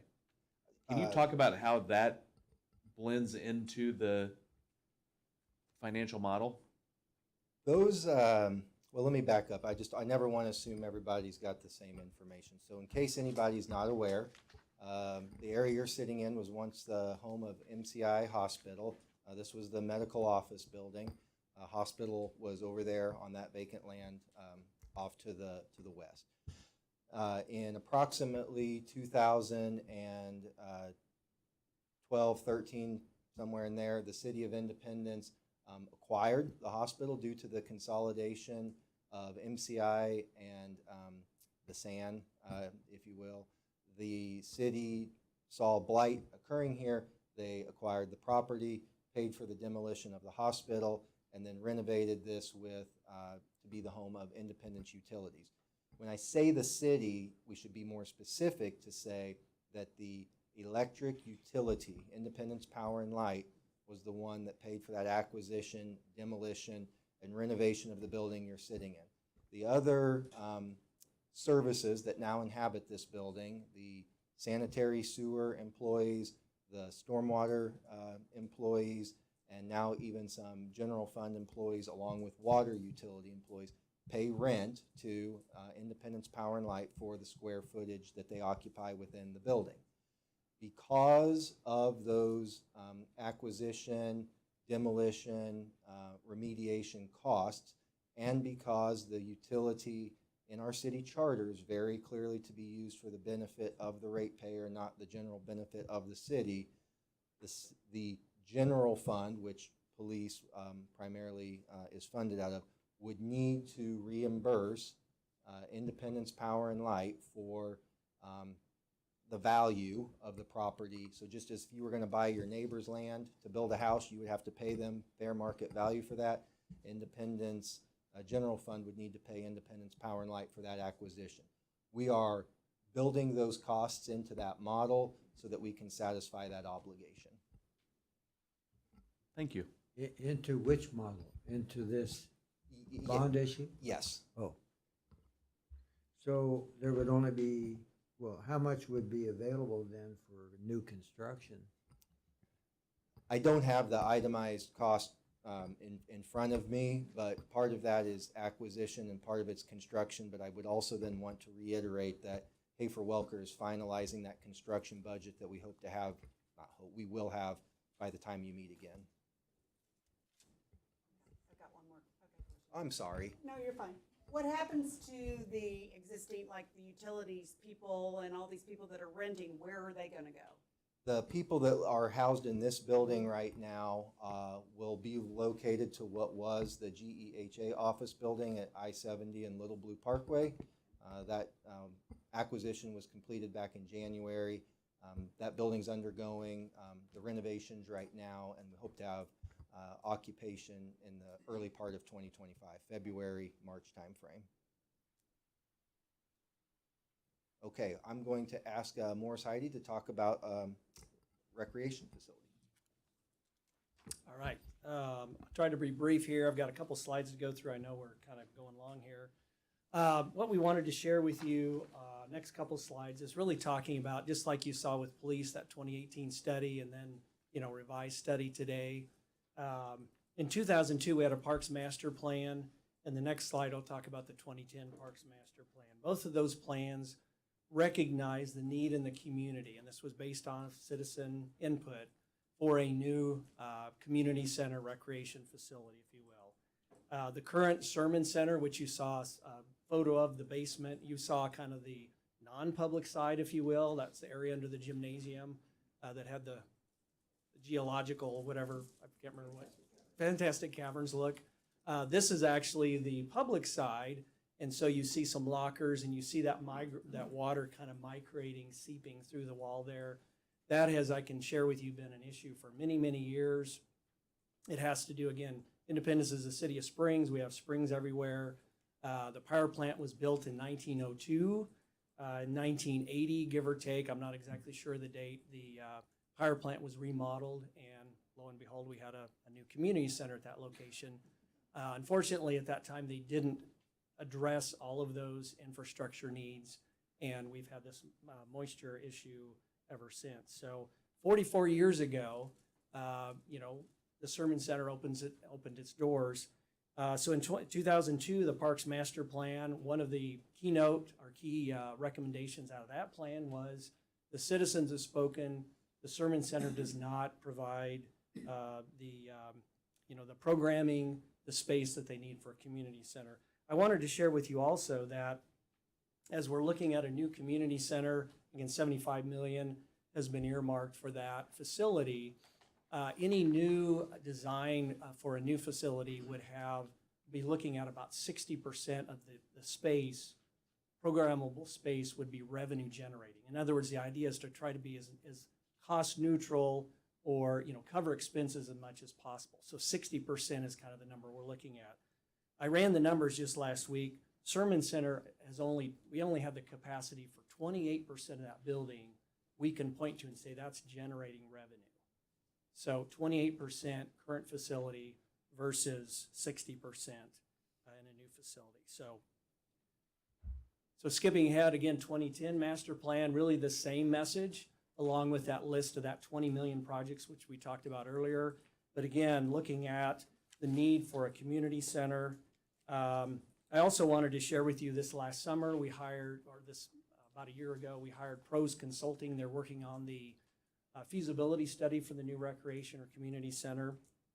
You may have participated in this. There was an online survey back in June and July for residents to go and provide input on that survey.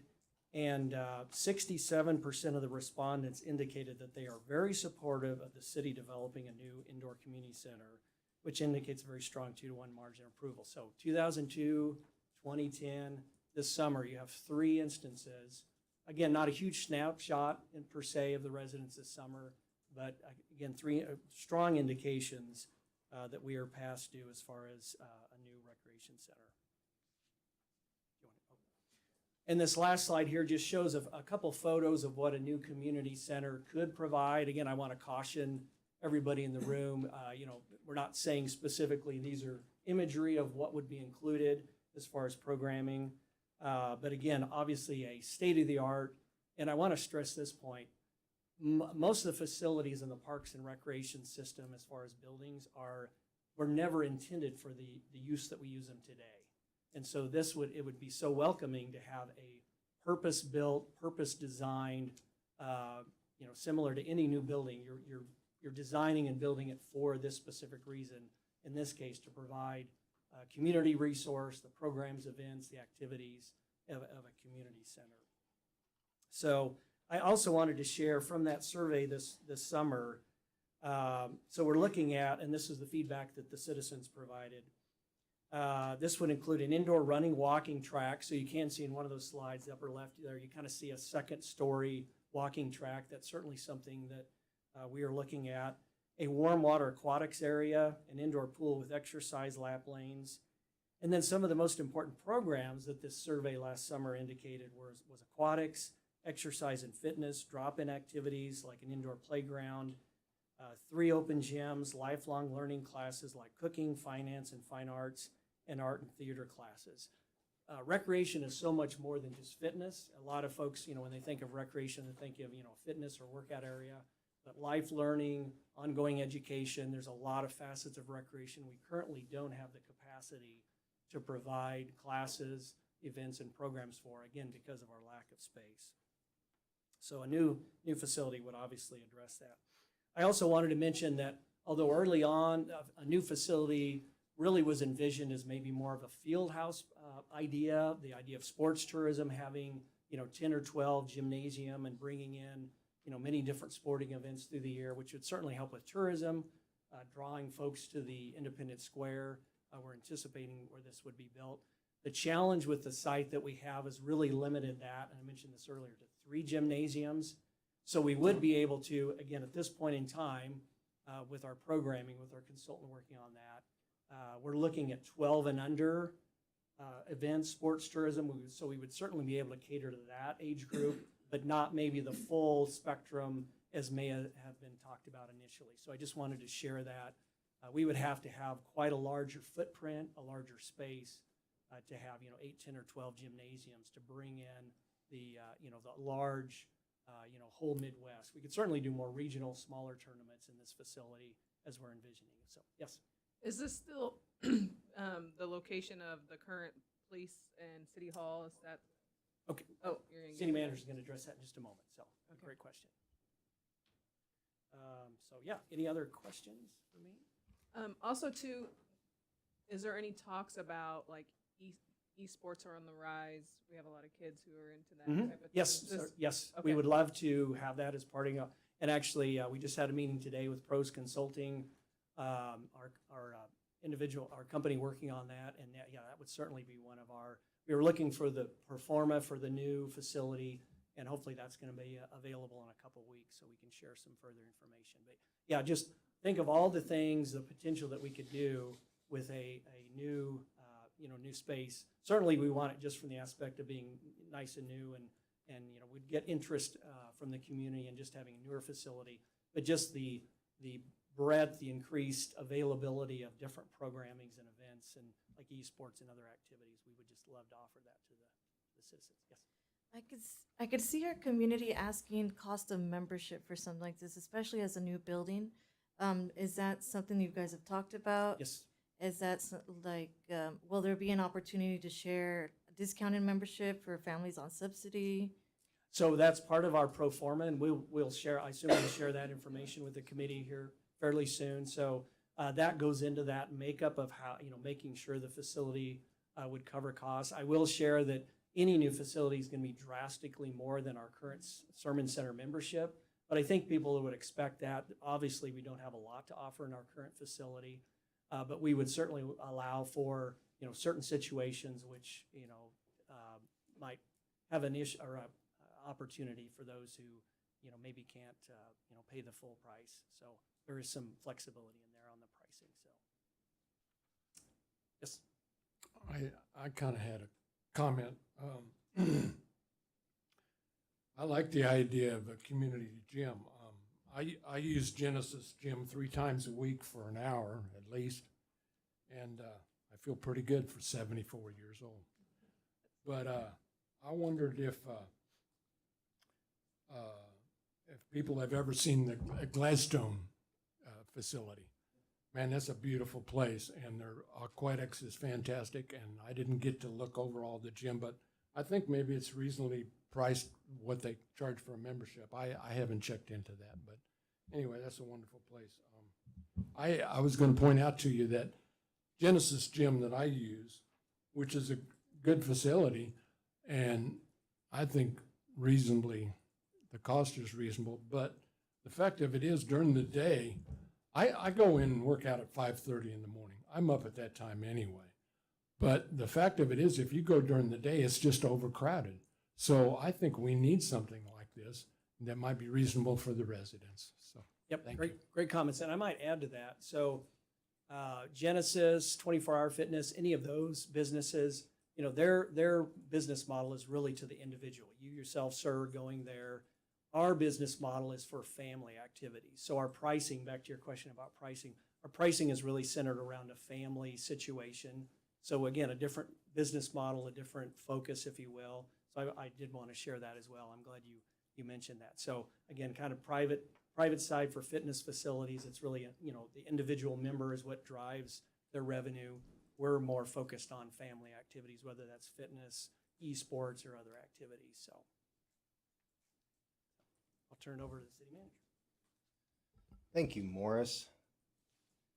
I want to just quickly talk to you all about a little bit more the why behind this idea, not just with the police station, but also with the community center. I hope you've been given information that helps you see, and as you know, your next meeting you'll get to firsthand see these things, but give you a sense of the structural challenges and deficiencies. But this is about, in our mind's eye, more than just addressing structural issues. This is about taking one of the most unique and historically important assets, not just to Independence, but I would go as far as to say in American history, and turning that into an economic engine for our community, and that's the Independence Square. Right now on the square, there's about 9 to 11 acres that the City of Independence occupies that is either the substandard facilities or surface parking lots. These are doing nothing, or I should say very little, to drive economic progress for our square, particularly after 5 o'clock or on the weekends when many of these areas are vacant. There is a tremendous amount of effort, and I would say it if Mr. Rogers was on this committee or not, but a tremendous amount of effort being done at the grassroots level to bring vibrancy and programming to the square. But I believe the city in the public realm can do a lot more to help support the merchants and businesses of that community asset. So what really did start as a facilities conversation has turned into an economic development conversation. This I read in one of my government nerd magazines this week called Governing. Larry, did you ever get Governing magazine back in your day? There you go. This was an article in that talks about Independence is not alone. The empty downtowns are still depleting local coffers.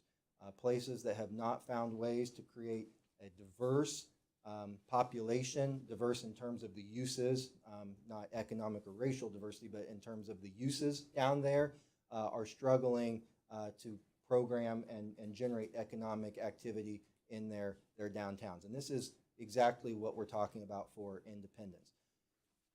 Last year, about this time 1 year ago, the city engaged a consultant firm, a commercial brokerage firm named Kopake and Brooks to help reimagine and reshape the Independence Square. Our friends from Olson are a part of that project team.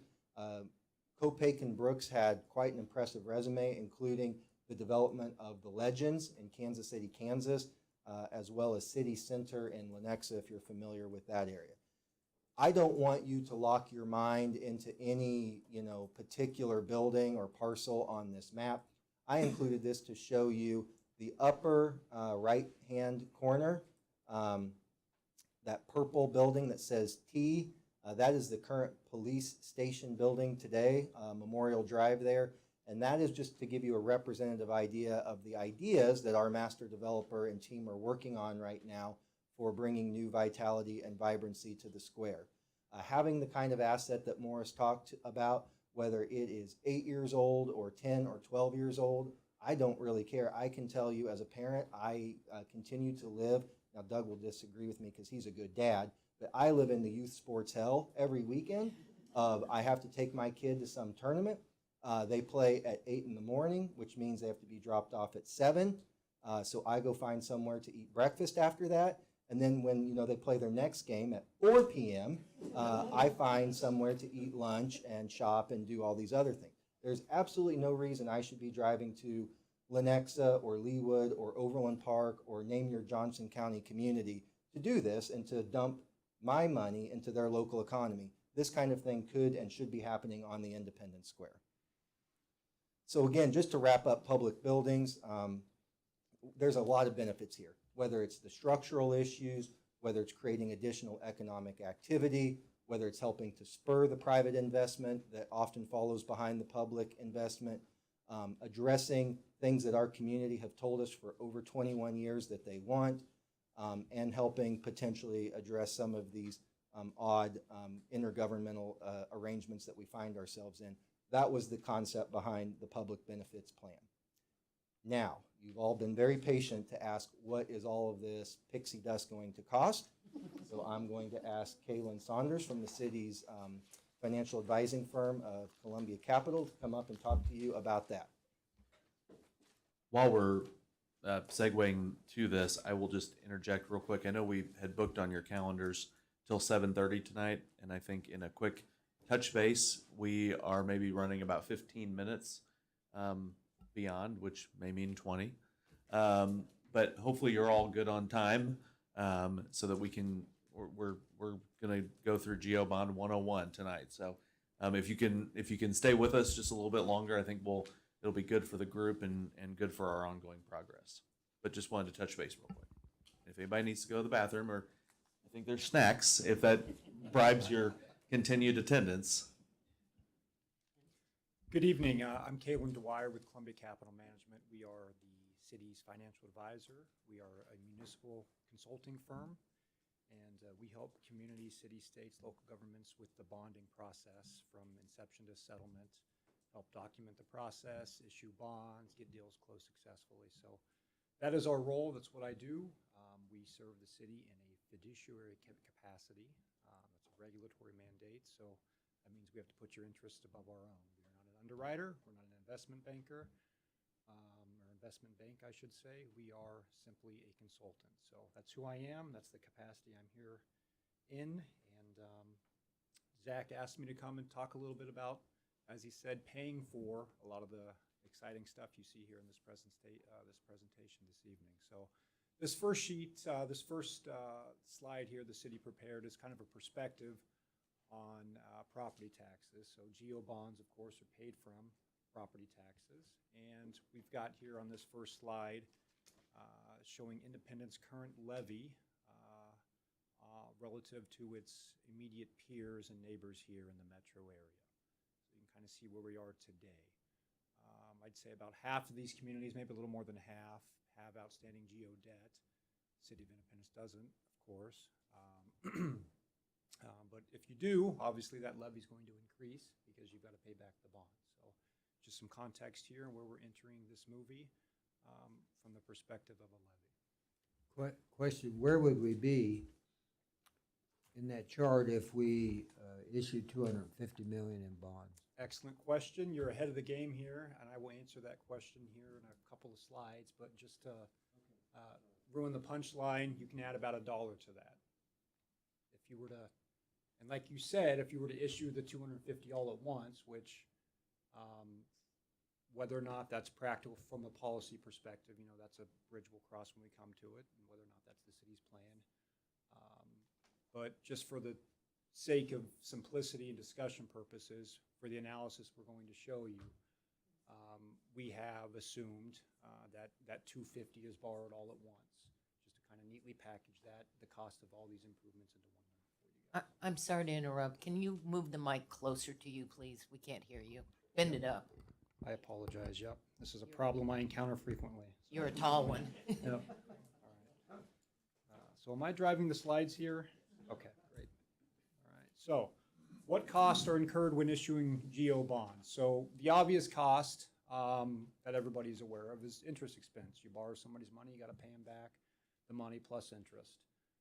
So in today's market, I haven't put it on the slide here, but in today's market, you're looking at 20-year GO bond, let's call it 4.25%, maybe 4.5%. Okay, just to give you a little bit of wiggle room there. I'm really bad at math. Can you give me that in dollars? Next slide. Yep. Transaction costs. So outside of the interest cost, you've got a number of costs that you should be aware of when you issue bonds.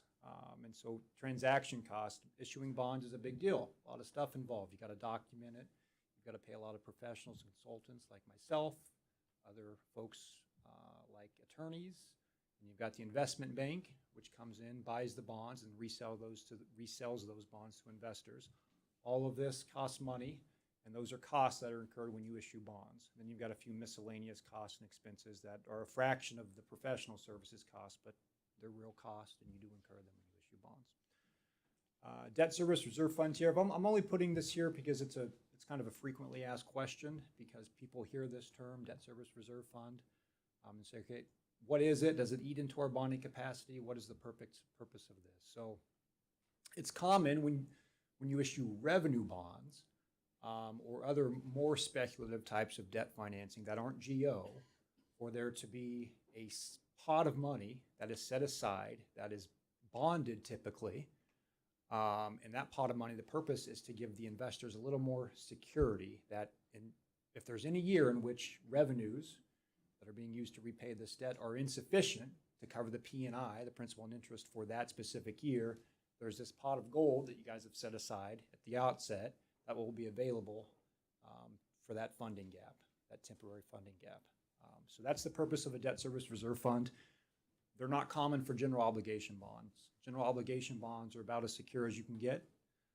For municipal bonds, they are secured by unlimited levy on property taxes potentially. So you would be compelled by the courts to levy whatever it is you need to pay your debt service on the bonds, because investors get that security. They're less concerned about debt service reserve fund, and it's relatively rare. We have seen debt service reserve funds for GO bonds, but it's relatively rare, and it's for communities that are smaller or wouldn't be as secure as somebody like Independence. So best guess is you guys would not have the need for a debt service reserve fund, but if you do, or if you see that term pop up again, that's what it is.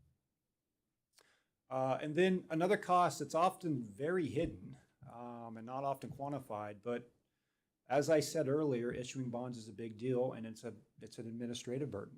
A lot of work. We've got to have meetings like this where we talk about it. You've got political concerns and questions you've got to issue for the public. You've got behind the scenes folks reviewing countless legal documents, offering documents, so that they can satisfy investors' questions that might want to buy and hold the bonds. So a tremendous amount of work goes into this process, and it's a very real burden, administrative burden, especially for folks that don't issue GO bonds frequently. So that's worth adding here, I think. Any questions on this slide? All right, so how much will it actually cost? Great question earlier. You want to see this in dollar terms. So just zooming out here, estimated annual debt service, like I said earlier, as a simplifying assumption, what if we issued all these bonds at once? So I'll draw your eye to the highlighted column here right in the center. 250 million is the number we see cited and floating around. Estimated annual debt service, assuming these bonds are amortized over a 20-year period, which is the statutory maximum, you're looking at about 19.5 million in total costs. And on a levy basis here, about $1.05 based on current assessed valuations for the city. As the assessed valuation of the city grows over time, then the amount per dollar of assessed valuation that you need to levy, of course, would shrink naturally. But today, based on the current assessed valuation, you're looking at just above $1 here. You say, okay, that's great from a big picture perspective, 19, 20 million bucks a year. What does that mean for a taxpayer? So what we've done here is we've summarized this from the perspective of the median home value, which is about $150,000, the census tells us. At least that's what the most recent data says. So from that perspective, what are we looking at from a homeowner in the city that owns the median home? You're looking at about just under $300 a year. Monthly cost, right about 25 bucks. And then we've put the daily cost there just to be extra granular for folks at about 83 cents. And then this next slide, kind of the same idea here, but of course not everybody's going to live in the exact average house. So if we want to give folks a rule of thumb or a heuristic to get an idea of what that might cost for their particular home on a per $100,000 basis here. So if you have a $100,000 home, you can see in this middle column, we put those numbers there for you. And if you've got a $200,000 home, you simply multiply those by 2. $300,000 home, multiply it by 3, and so forth, to kind of get an idea of what each individual taxpayer would be looking at from an affordability perspective here. And then the city has also prepared a kind of perspective slide for you to give you an idea of what the monthly cost would be in terms of goodies at Quick Trip. So that's what this slide is here. And I think that might be the end of my slide, so I'll pass the baton. If there aren't any, if anybody has bonding questions while I'm up here, I'm happy to answer them. But if not, I'll pass the baton to Zach. It was mentioned earlier, but the tax abatement for homeowners, will this bond be, a tax bond be applied to them? And then there was the senior freeze bond, is that included to them also to pay? So what is the freeze bond?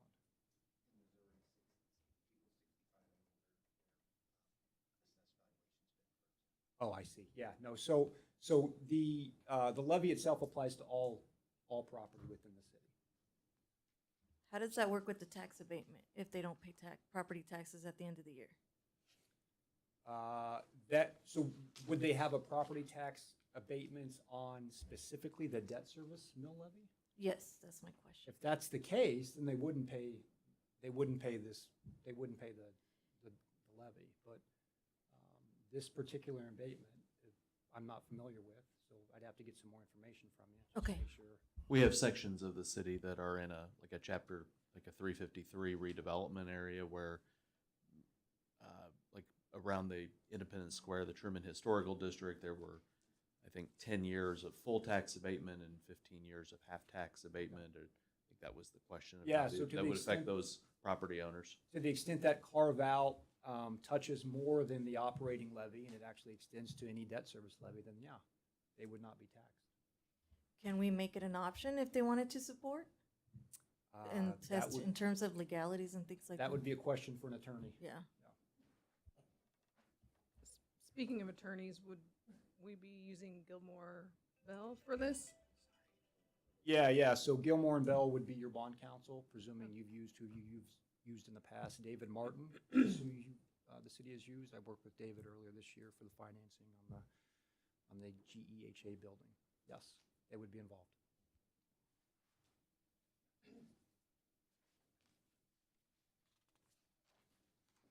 Okay, we have reached the end. I appreciate everyone's patience. I took notes here of the questions that we've heard.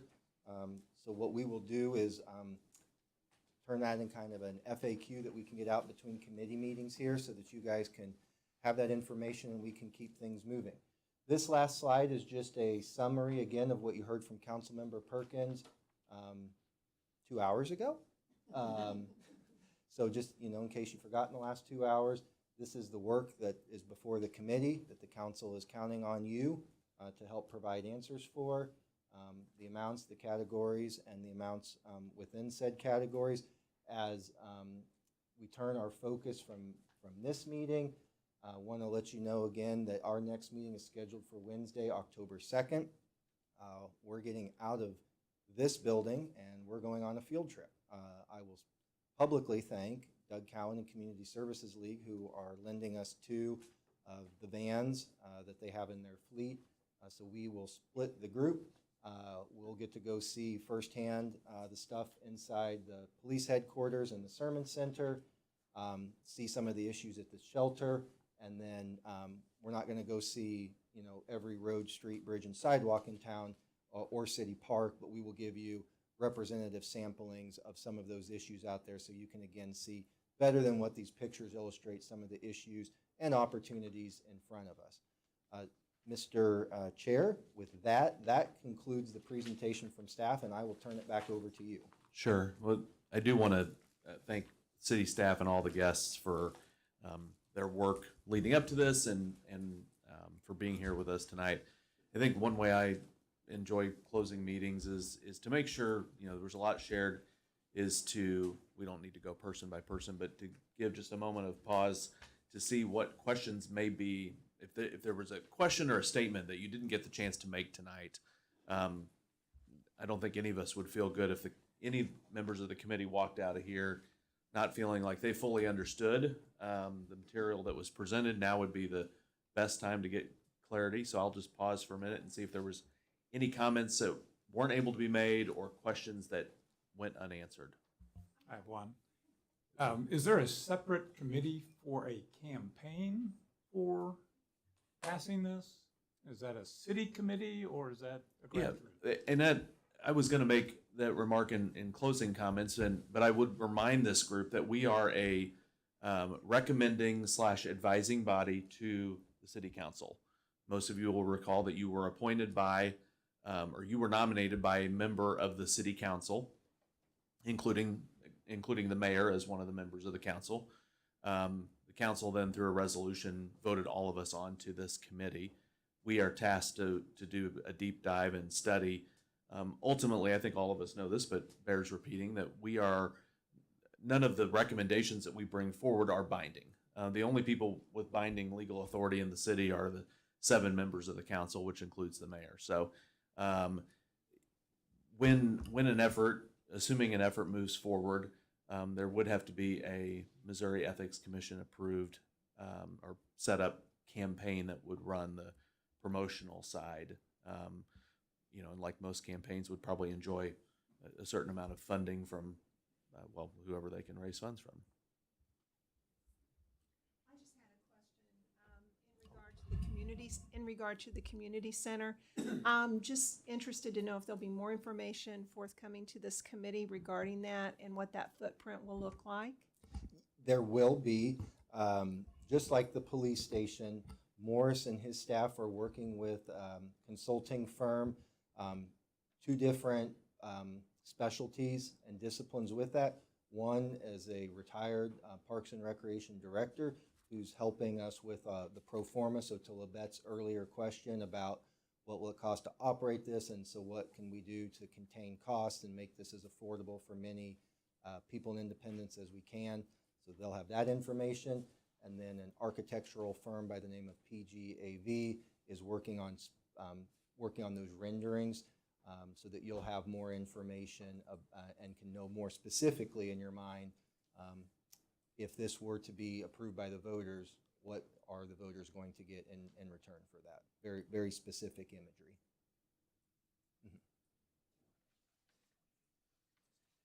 Yeah, so in addition to giving you that information, again, we are moving a lot of wagons very fast on this.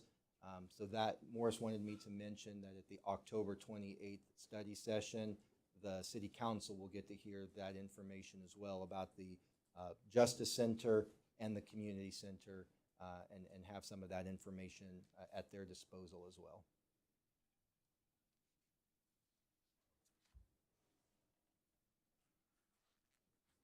Other questions or comments? I have a comment. Just this week at City Council, a gentleman stood up and spoke against the GO bond. And, a lot of what he said was not accurate.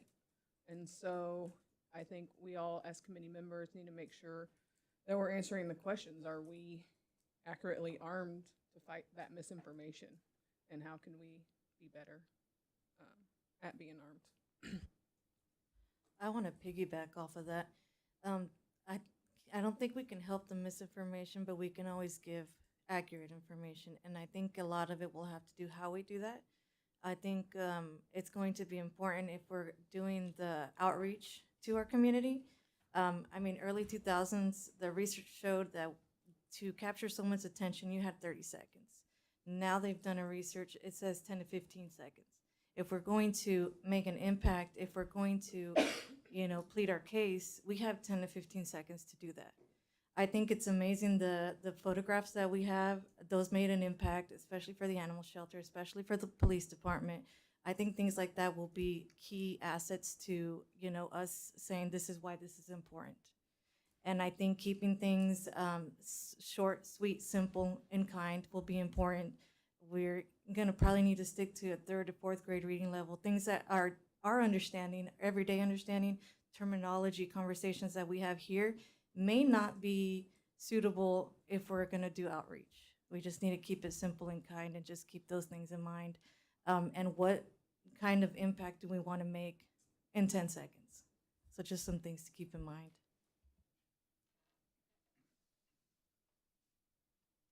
Great comments. Others? couple of quick observations. I liked the word generational. I think that's an important word that we use going forward.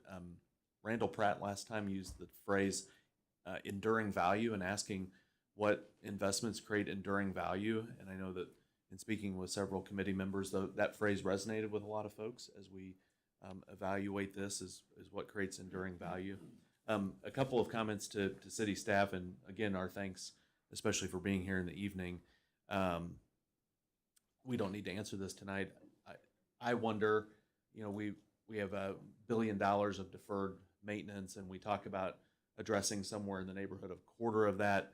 I do worry a little bit about the public perception of, gosh, are we even tackling really what needs to be tackled? So thinking about how we phrase that from a strengths-based perspective, that not, we're leaving 75% undone. So we may want to think about how we describe the phrase needs. That was, I'm not suggesting that any of it doesn't need to be done, but more of a strengths base of how much do we move forward instead of what is left undone or creatively handled in a different way. The other thing for city staff, I think that would be an important piece of information is how the general obligation bond does not alleviate the city's responsibility for the funds that it currently has. That there will still be ongoing street maintenance, there will still be city services that we have the existing street sales tax, and that will continue to, and having a GO bond does not mean that becomes some kind of a slush fund for other things. But so again, the information that we share, I think, is critical to make sure folks have the right picture. But I think in my closing comment, I have a 9-year-old and a 13-year-old at home, and there becomes a lot of times when I think about, hopefully they're not living with me in 15 years, but I think about what are the types of things that will make them want to call this community home, just like my wife and I, who had the pleasure of growing up in this community, and the pleasure to continue to live here. And I see these investments as part of the things that will help them make that decision, is to continue to move our community forward. So we really are thinking about things for the next generation. So do appreciate all of your thoughtful reflection and comments. And so before we close, I'll just ask one more time if there were any other comments or questions. I just wanted to say, and I'm sure you've thought about this, but county property taxes are going to hurt this because they've raised them an enormous amount. I mean, I had a 45% increase, and of course I'm retired, so I can get some kind of relief there. But some people have been really hit even worse than that. And I mean, I think we got some good stuff that needs to be done here, but unless the county straightens this out a bit, it's going to be tough to pass, I think. That is the thought that goes through my mind every time we talk about this, Mr. McKee. I will tell you, it's something that I think no matter how much we may try to talk around it, it's going to be forefront of everybody's mind. So two things I think are important for this committee to hear, and hopefully you all can help us share this message. One is for every dollar of property tax that somebody pays, 6 cents of that right now goes to the City of Independence. Most of that is going to the school districts, and that's not a knock on the school districts. That's just the reality of how levies are set up. The city is primarily funded by sales tax, and the school district is primarily funded by property tax. So we are a very small fraction of every dollar that comes in. The other issue that we really have a responsibility to help our citizens and taxpayers understand is with the adoption of the Hancock Amendment in the 1970s, 1980s, whenever that, I get the date wrong, the city cannot recognize an increase in revenue without a vote of the people. So as assessed valuation changes, the city either has to lower or raise its levy. The only way that the city gets new revenue off of property tax is when there's new construction. Otherwise, we adjust our levy to account for ensuring that our revenue stayed exactly the same as last year. minus the percent increase in consumer price index, which is usually around 1 or 2%. So we really need to help our taxpayers understand the responsibilities and legal obligations the city has to change our levy based on what happens with their assessed valuation. So excellent points that are well taken. Mr. Chair, Yes. I'd just like to say, out of the 2024-25 budget, it talks about a well-planned city. And 4.1 says, A, develop a criminal justice facility, B, a National Frontier Trails Museum, and C, an animal shelter. And then after that, it talks about all the other projects that have been proposed. I agree with Mr. McKee that we need to really focus on what we really need and not what we really want, because it is going to be a hard road to toe. Great comments. Sorry, Chair, I'm gonna, Oh, the thing that keeps going fine. over in my head over and over again, Yeah. and I don't mean this as a joke, is we don't want to be Flint, Michigan, right? Like, we gotta fix our infrastructure. We have all this deferred maintenance, and I think that, to me, could be one of the selling points of this. I know it's gonna be hard. My property taxes went up also, but, you know, I mean, we all love where we live, that's why we're here, but, you know, we want to make sure it's a healthy place to live. So I do think a community center does help with the health aspect, you're right, you know, but that is the sexy part. The unsexy part is we need to have roads and bridges that don't fall down. So we are back on October the 2nd. We are meeting here at 5:30. Yes, and then taking the vans on the road. We will send out an email. We will either meet here, take the vans on the road, or ask to meet at like the first location. We will figure out the logistics and communicate with the whole committee, though. Great. So hope that October 2nd is on your calendar. I don't think I've ever overseen a public meeting. I should probably follow the rules. Is there a motion to adjourn? So moved. Is there a second? There's a second by Lucy. All in favor of adjournment, please say aye. Is there anyone opposed? We'll see you October 2nd.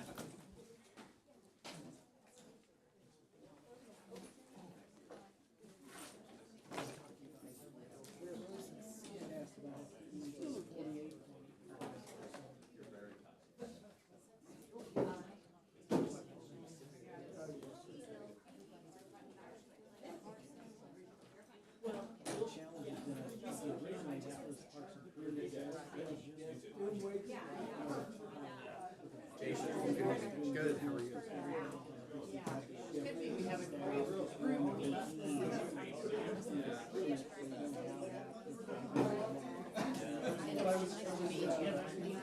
I know your name.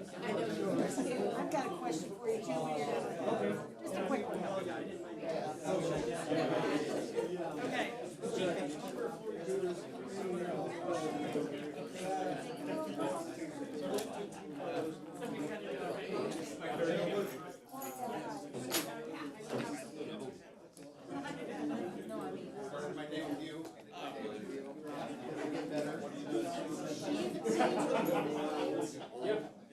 Wait a minute, I just turned 16.